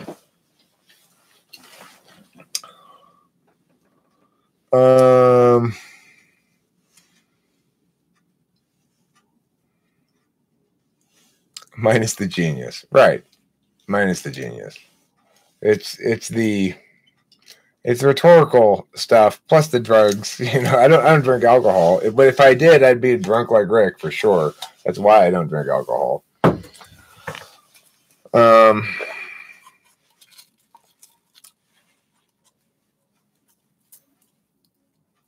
I used to say I'm an unrecognized genius, Amber says. Well, you probably are to some extent or another, You are a genius of something, probably. The thing is, people use the word to mean such a broad and ill-advised understanding of intelligence.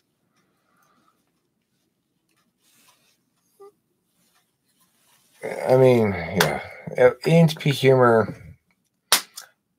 I've learned that depends on the type of person you're joking with. That shit, I have to stop and explain shit to Kimberly often because she'll take shit literally that I mean as a joke. Like the time that I had to do a Chinese fire drill in the car because basically I wanted her to drive because I wanted to stand out and smoke a cigarette because we're in this long ass fucking line for this traffic light. And then when I got back in the car, she's like,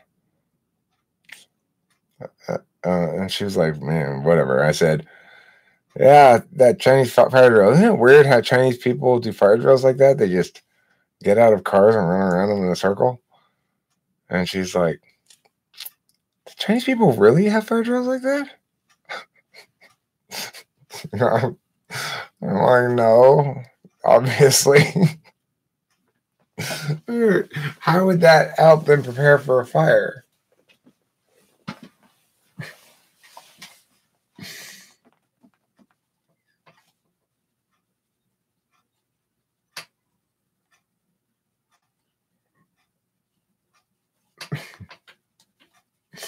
They probably look on with frustration that you guys are yammering instead of getting shit done. Let's see here. Yes, it's not associated with cognitive functions. There is an assertion that the archetypes do manifest themselves through our behavior originating from the unconscious. Okay, I don't know who Jordan Weinerson is, but okay, they manifest themselves through our behavior originating from the unconscious. But the archetype's not manifesting from the unconscious, right? It's just you're expressing a self that can be described as successfully taxonomied as an expression of one of those archetypes. Make sure you got the frame on the right side of the equation here. The notion of a function as an archetype is not descriptive of anything except the display of a person's being through the function. It happens after the thing that we're actually interested in. So it may be fine as a thing to do, but it often gets treated as what you described it as, which is that the archetype originates from the unconscious. The archetype occurs after the expression of self. It's something that we put on it afterwards.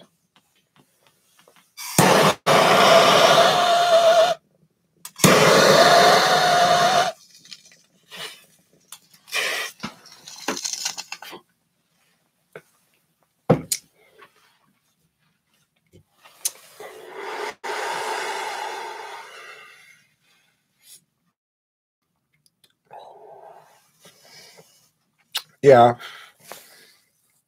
Well,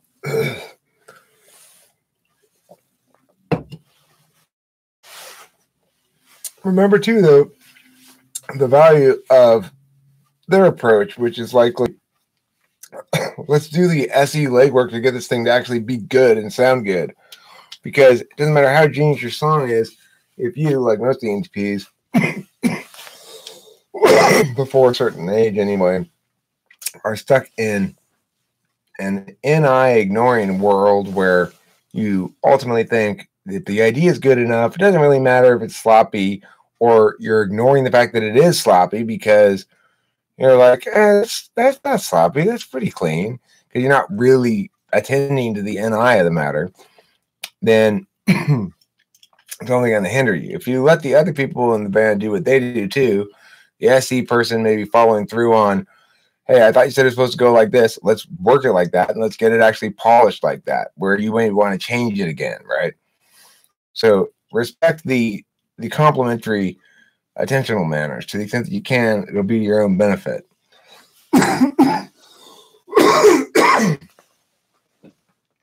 Brandon Lee. Eric? Do you think MBTI and Enneagram 14Z sociology will be combined in the future? I don't think Enneagram and MBTI will be combined, but I do think that cognitive functions will be eventually understood as I understand them, because it's the best way to understand them. Not, I mean, nobody's gonna say, Eric, you're obviously totally biased. It's ridiculous to say that all these different people who've got these different understandings, whatever, that yours is gonna win. That's can be the deciding understanding of cognitive functions. Except I've done the casework, so to speak. Like, I understand that none of the other cases successfully have a framework that the rest of the case can link back to that causes it to win the round here. They all lose to me. And I'm not being self-deceptive about this. I'm saying they're missing big pieces of framework they need to win this argument. And I'm not. So I don't know what else to tell you about that.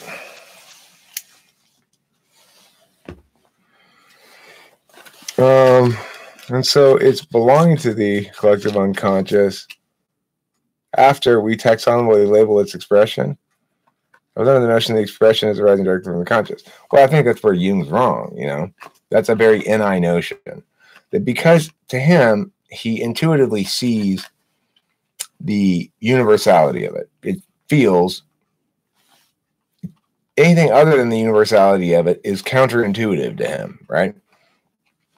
He's going to think that this is actually possessed by people, that there's a universal unconscious of a repository of symbols implicit to the species. Now, we may be hardwired for certain symbols, like we're hardwired for language, and language necessarily expresses in subjects and objects, and those words are going to express about things that are physical realities for human beings that are, flying is as a symbol, for example, for human beings is not going to be the same as walking as a symbol. If you say, well, how did it go? And I said flying, you say, how did it go? And I said walking. And we don't know anything about what I'm talking about, right? We still have, for the first one, a better association than the second. Now, that's a symbol that's implicit to both language, the fact that these symbols are resonant beyond their denotative scope, and the human condition, namely that we can't naturally fly. So that's why there's some genuine universality to symbols is because there's genuine universality as to what language does as a means of affecting communication. And there's genuine universality as to what the human experience is as physical beings. That's a pretty damn good answer, I gotta say. I'm pretty proud of myself for that.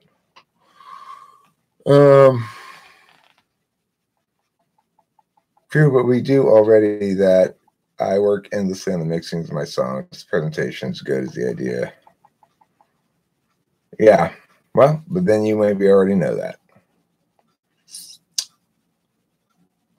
I mean, the thing is, I find myself, there's something to be said about this as well, just as a general notion that I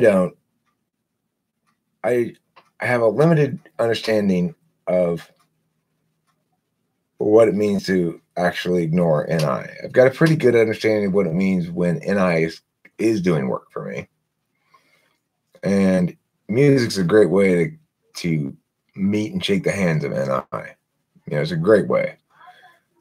But I still don't really, I find myself going, oh, that was NI ignoring. A lot of times it's well past the time when it might have been useful to think that, So this, I would throw out there that might be the case for you as well. I don't know.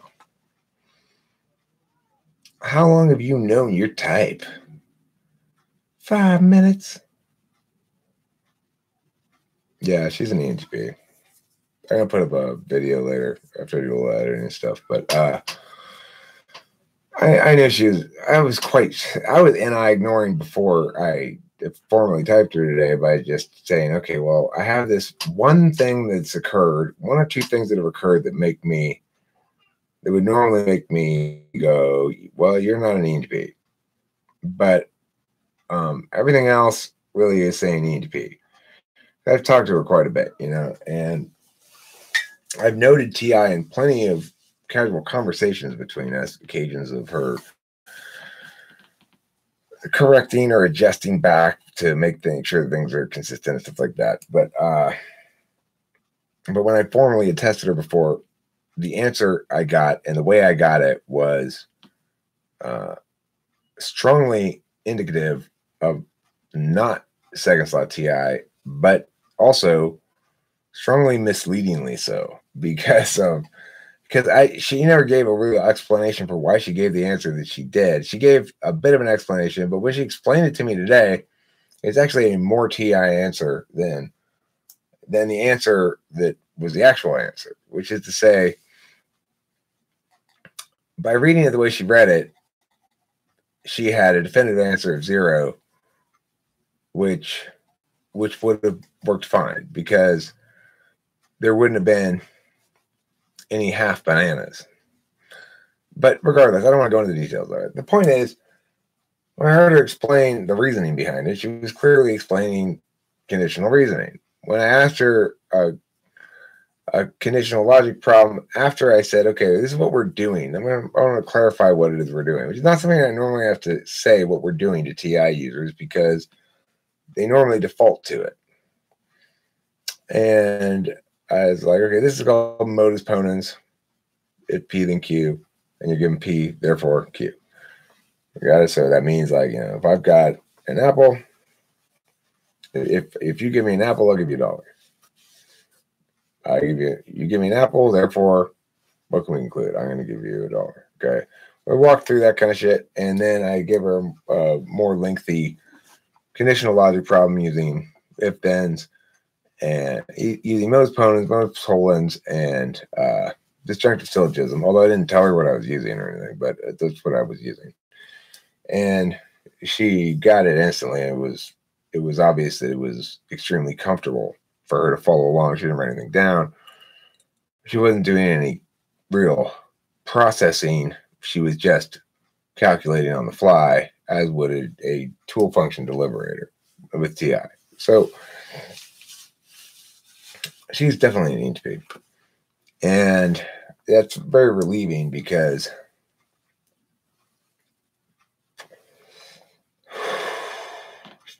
as an ENFP, she was confusing to me. She was very confusing because when I thought she was an ENFP, it was because of the thing I indicated, this one particular test. This was why I need to talk to somebody for an extended period of time, like an hour or something. I can't do half-ass typings, and I never formally say for sure, I'm sure, until I actually do a typing of people usually. So I say for sure now she's an ENTP. I'm glad she turned out to be an ENTP because that's very consistent. Therefore, everything's consistent with what I already thought about cognitive function and everything. And there's not this one glaring area of oddity. But I had to test her directly with the TI some more to establish that, in fact, it's there and it's solid and it's not wavering at all and it's not iffy and it's not whatever. It's rock solid. So that was a bit of a relief, frankly. Are certain types endowed more than others to acquire happiness? That's an excellent question.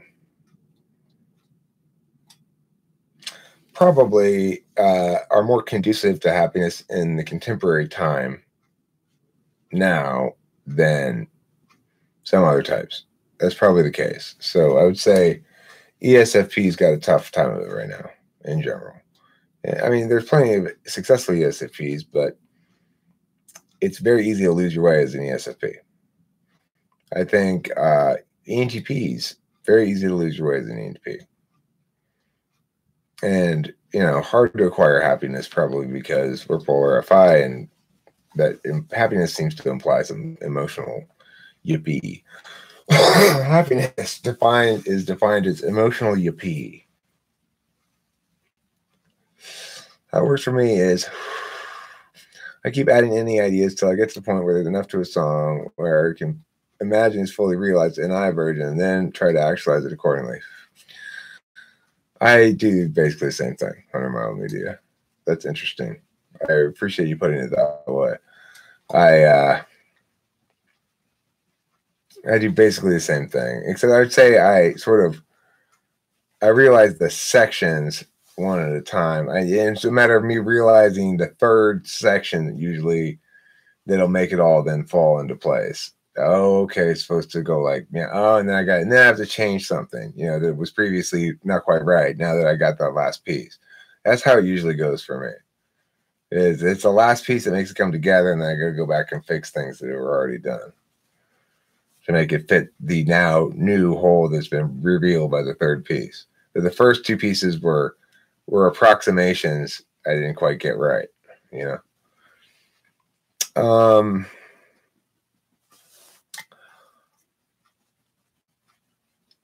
Matthew wants me to elaborate on third cell function, but I will come back to that.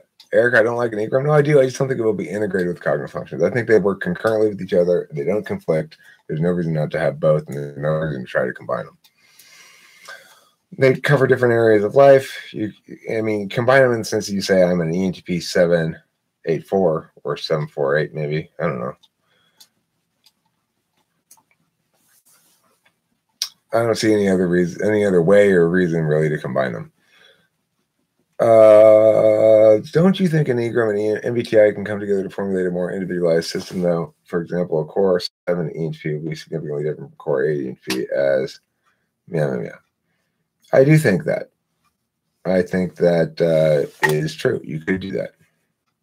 I don't think it will exactly be done because at that point you're talking about I guess.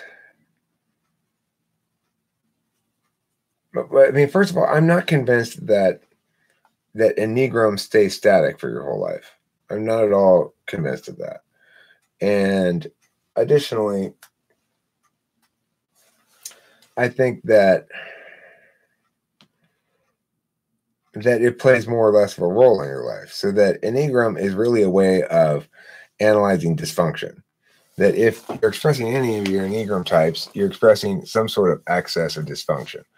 You can express each of the numbers as a negative quality, like even helpfulness can be described as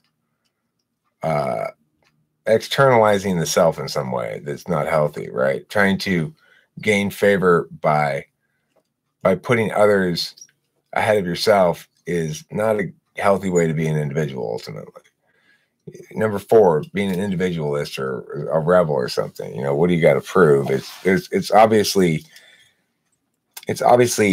representative of some prioritization of a character, right? Same thing with helpfulness. Same thing with achievement. 2, 3, 4. They're all manifestations of character. It's not a true self in some regard. In 5, 6, 7, in 5, 6, 7, you've got strategies to deal with fear. And if you're dealing with fear right now in any capacity, then that's not probably a good place to be. In general, fear is not a good way to express the self. And if you're experiencing much or a lot of it, then you're not in a good place, probably. And same thing with anger. It's useful. Sometimes it's okay. But if you're living in anger a lot and you're angry at a lot of people and looking for things to be mad about, then that's not a healthy expression of self. So in that regard, Enneagram tells us kind of how we express unhealthily. And as a consequence, it's not really a measure of personality. Whereas cognitive functions are.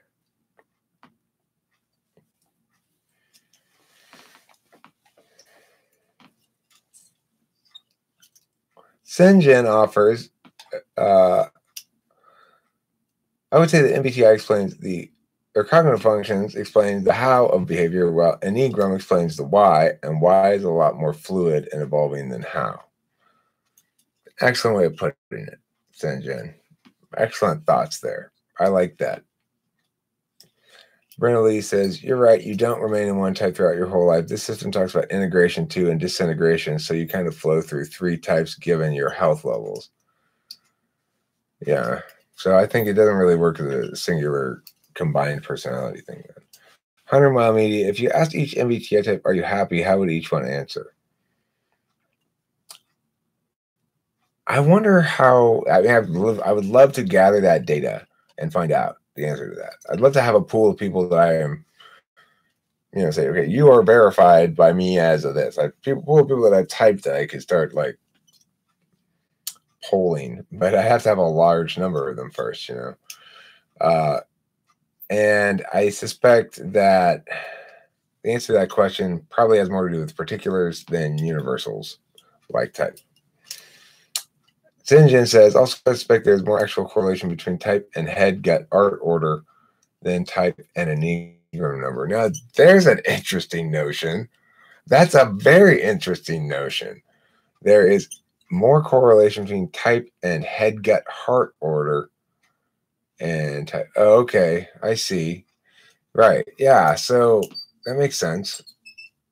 So ENTP is going to be head. So you think ENTP, INTP, who else? ESTP, ISTP. You think those would be head types because of the TI? I'm not sure. I don't know, but that makes sense. That seems like that has a nice NI pop to it. I like the notion. I'd have to spend too much time TIing to try to parse it out, but I like it. Let's see. 7 wing 8 is the most common result for ENTPs. Oh, I'm so common. I want to be a snowflake. Come on. I want to be the least common type. Sure or no, I'm tired. Probably more habitual than anything. I would say yes. Or I'd say yes. Pending further information, yes. And I pop from the makers of Soda, grapefruit soda. The obvious choice of grapefruit soda. We got some NI pop itself there, Matthew Allister. I think you just earned yourself a tall glass of NI pop. Eric, we will just go buy some glitter and ice shaves and spray it everywhere. We'll be snowflakes yet. I don't think that's going to make me a snowflake. That's just going to make me wet and glittery and cold. So, I think to be a snowflake, what I'm going to do is change up everything I say about cognitive functions and everything and declare myself to be a female INTJ. That's the most snowflakey of all the types. The female INTJ. If you want to declare dark unicorn snowflake, then you got to go female INTJ. That's the only combo name type, the dark unicorn snowflake. If ENTPs were as good as actualizing ideas as coming up with them, do you think the world would be progressing technologically way quicker? You couldn't be as good at actualizing them as coming up with them. Because your attention is directed towards either coming up with ideas, in which case you're not following through on ideas you come up with very often, or on following through on ideas, in which case you're not coming up with new ideas very often. Over the inverted rainbow. That's the thing about cognitive functions, is they express natural exclusivities and natural putity pews. I'll put it here. Let's ask the question this way: if every ENTP were given as a paid assistant, an SE either an ESTJ or an ESTP or something like that, a little team of helpers in order to actualize their ideas, would the world be a more technologically advanced place? Probably. Probably. It would also be advanced in other ways that may not turn out to be advancements, that may be unadvancements. We'd have lots of if agencies were empowered in that fashion with also some resources and stuff, we'd have ad campaigns up. Like I want to put up ad campaigns in favor of jury nullification and make other sort of propaganda things like that. I've had problems with most female INTJs I've met, but it may just have been a problem of he waiting until sex to tell me. Probably not an INTJ thing, really. Oh my God, that is so INTJ. Throw the ENTPs into an institution that forces various tasks that require the utilization of SI. Why would you want to do that? Skylar Baghat. How the hell do I use TI and not forget my preposition when making plans verbally? I think it has something to do with function dimensionality.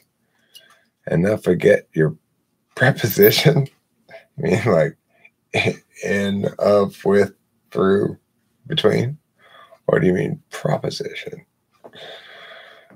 ENTPs are paired with ISTP at birth in New Society focused on tech advancement. Yeah.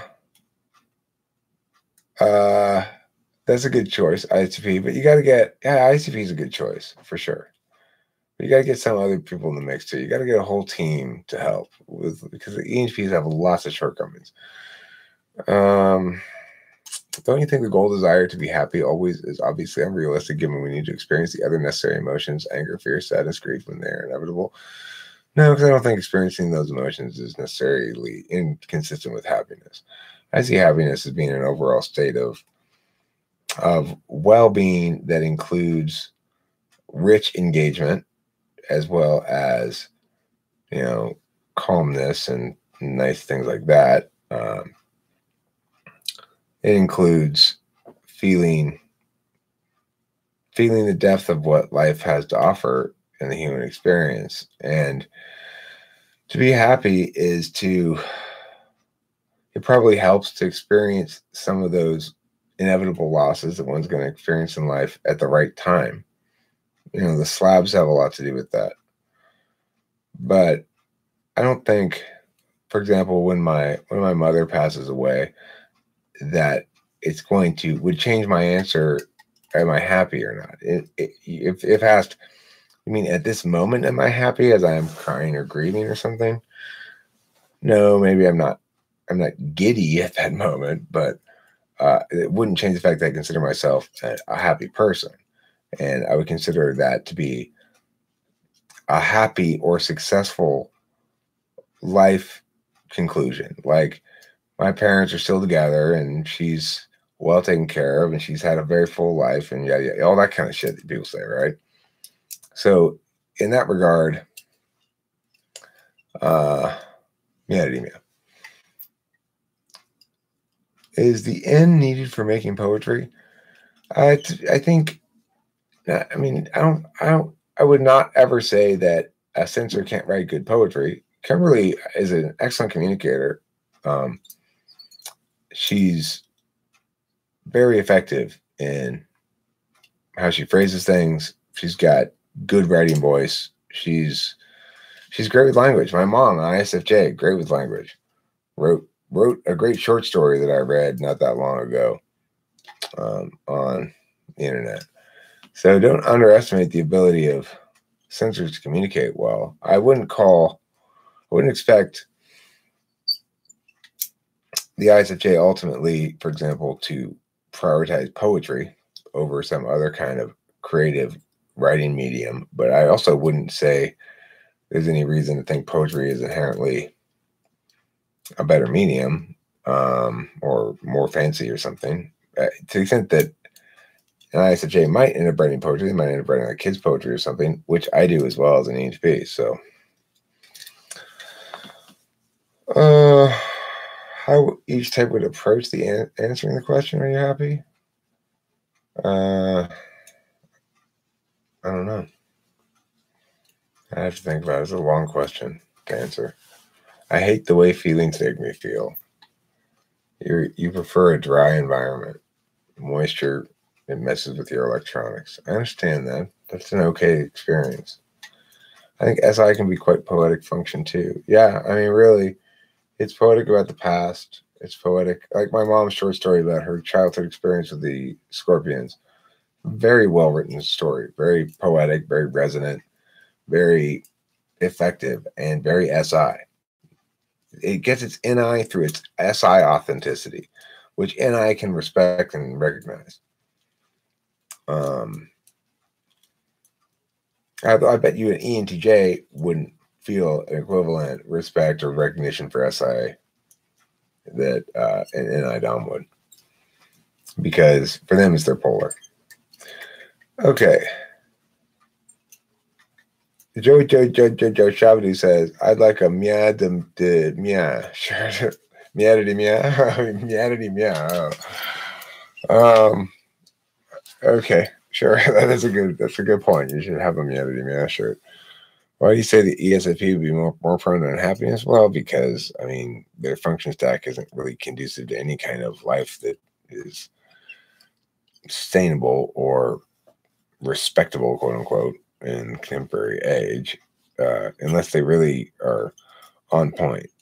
They are impulsive and like ESTPs or ENTPs or ENFPs, but they've got the double lack of constraint. They got the FI and then they got the SE instead of the NE, and it makes them the least constrained of all the action types, the most impulsive, and I think the most likely to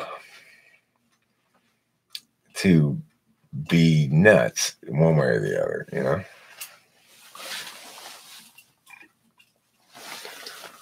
Let's see here.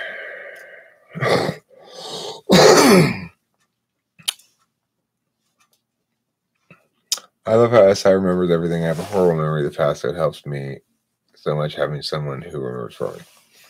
Yeah, I don't like feeling either, Jeebus. I feel you, or thank you, whatever. How could an any Dom be better than memory with day-to-day details? Write it down, Anetta. Make a YouTube channel that's all about your schedule. Just all you do is publish video every day about what your schedule is. So you can watch it at any point during the day, and then who knows, maybe become popular. Joey Joe's schedule. 10 a.m. Go get groceries. You're a Sagittarius. You're a Taurus. I'm a Taurus too, Joey Joe. Shabadoo. ESFP needs affirmations or concrete proof of how people feel about them, or else people are talking shit. How do you differentiate between an ENFP and ESFP in conversations? Poke them with a stick. ENFPs will say yowza. ESFPs will punch you. I'm having my feelings removed. I'm glad your insurance covers it as well. Eric, which MBTI type do you think would be killed off with the least amount of repercussions to society? Randomly, I'm not going to answer that question. If I wrote down things I need to remember on a piece of paper, I'd lose the paper. Yeah, you don't want to ask why you put it on YouTube. YouTube's not going anywhere. Maybe if your channel gets deleted for violating terms or some nonsense, but whatever. What agent did you go to? I'm trying to do the same at Matthew. Oh, that's the Feelings Removal Incorporated, I believe. Which type? You don't want to go get groceries at 10 a.m., Joey Joe Shabadoo? Okay, well, you get to go to the DMV then. Skylar Bighearted. Which type would be the best judge? ESTJ for Judy. I would say ENTPs or INTPs. Or INTJs maybe, but probably ENTPs or INTPs would be the best judge. Sauce, bring an INXJ. If he tries to fuck it, it's an ESFP. If he tries to talk with it all night long, it's an ENFP. That's a good suggestion, Sinjin. You really should be a typing expert of some sort who goes around and pulls the trigger on these things. mid-conversation. Pow, explain it. Let's see. I suck. Why do I suck again? Oh, because I won't answer that question. That's right. Yeah, I'm not going to answer that question.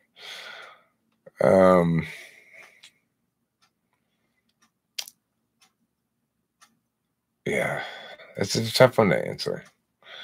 Is there a correlation to a man's type and the size of his hog? I think probably ISTJs are likely to have the biggest hogs, and therefore will arbitrarily conclude that I is more hog sized than E. S is more hog sized than N. That T is more hog sized than F, and that J is more hog sized than P, and that you can add up your hog sizery accordingly. Because, of course, ISTJs will have figured out the optimal way to raise their hog to make it large. What MBTI types are more likely to participate in cancel culture? What's cancel culture? I've never heard of it before. If you go into MBTI chat rooms, there's a large enough quantity of people with similar MBTI type and Enneagram type to where it seems like something going on there. Okay, I buy it. I have no reason not to. Some sort of correlation. 1/4. 1/4 whiz sauce. What's 1/4 whiz sauce? Can I get 1 quart of whiz sauce, please? We don't have anything called whiz sauce. Are you sure? There's a big sign in your window that says, "We sell whiz sauce by the quart." There's no such sign, sir. Yeah, there is. Can you point to it? No. No. I can't. Okay.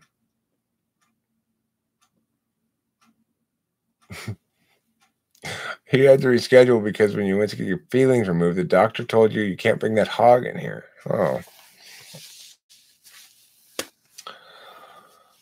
Well, were you attempting to get Hog's Siamese twin at the same time that you were getting your feelings removed? Double operation? Because I hear sometimes you can save money if you bundle. Cancel culture is where people dig up random things in the past they said they may or may be not be offensive and try to use that to justify canceling that person, hoping it will end their career and such. Oh, I think it's freaking stupid. Makes me want to drink a quart of whiz sauce. Yeah. Okay, is there anything else? I hope you enjoy your meals. Oh, yeah, can I get a quart of whiz sauce? Oh, whiz sauce? Yeah, it normally comes in the quart. Do you have any quarts? I'll pay for it. I'm not trying to give it to me for free, although it could come as a condiment. Should, really, but it's game time, so I understand. You guys got to make your money.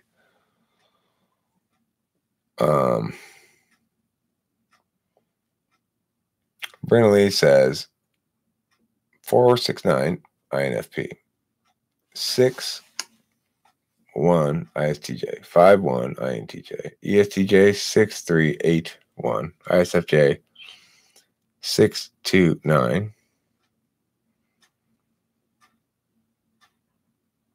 3 a.m. is Sasquatch Land. Good night. Kimberly's asleep, I think, or I'm going to go to bed right now anyway. I got to do this pretty quick. Is this you ideating with that TI? No, I got plenty of TI. Got TI coming out of my ass. But I'm about to hit the main act. I had my first act of poop earlier, and I feel like the main act is coming on. So should Enneagram be considered valid in your opinion if there's some correlation with what's going on with MBTI, or is this easily debunked, do you think?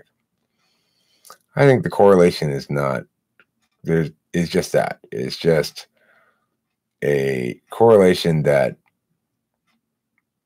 probably expresses how a given cognitive function configuration is more likely to express their less actualized, quote unquote, or optimized parts by a channel A, Y, Z, or X, So I think that in that regard, it's not dismissed exactly. It's just, it's a different kind of mechanics, and it doesn't mean nearly as much as cognitive functions do. No, Kimberly's not the main act. For me, she is, not for you guys. So anyway, guys, I want all of you, please get your whiz sauce.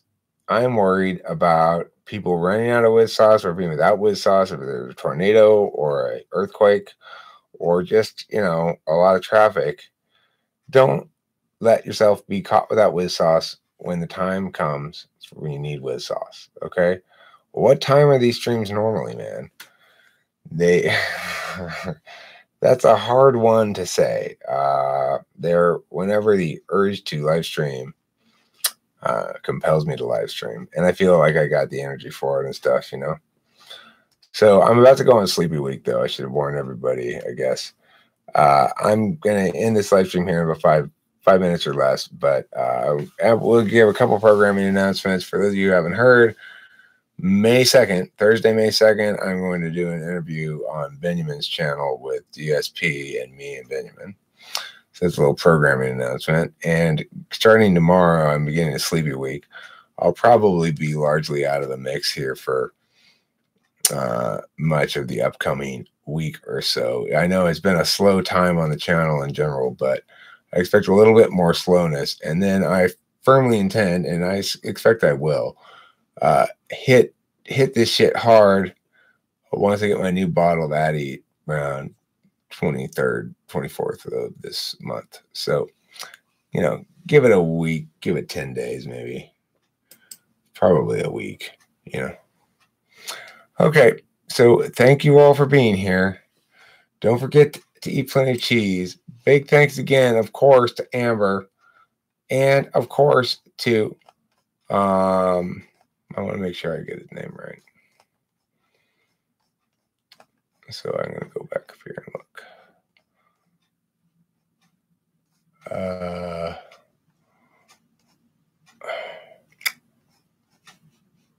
Let me see. Top chat.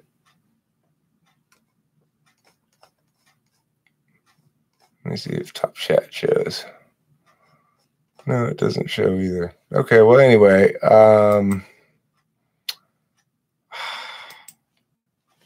what's his name? I can't remember his name at the moment because I'm an idiot. But anyway, thank you to him as well. And I don't want to say the wrong name, so I'll just leave it at that. I will mention him again when I remember what his name is. Anyway, I got to go to bed. See y'all. Don't forget to eat plenty of cheese.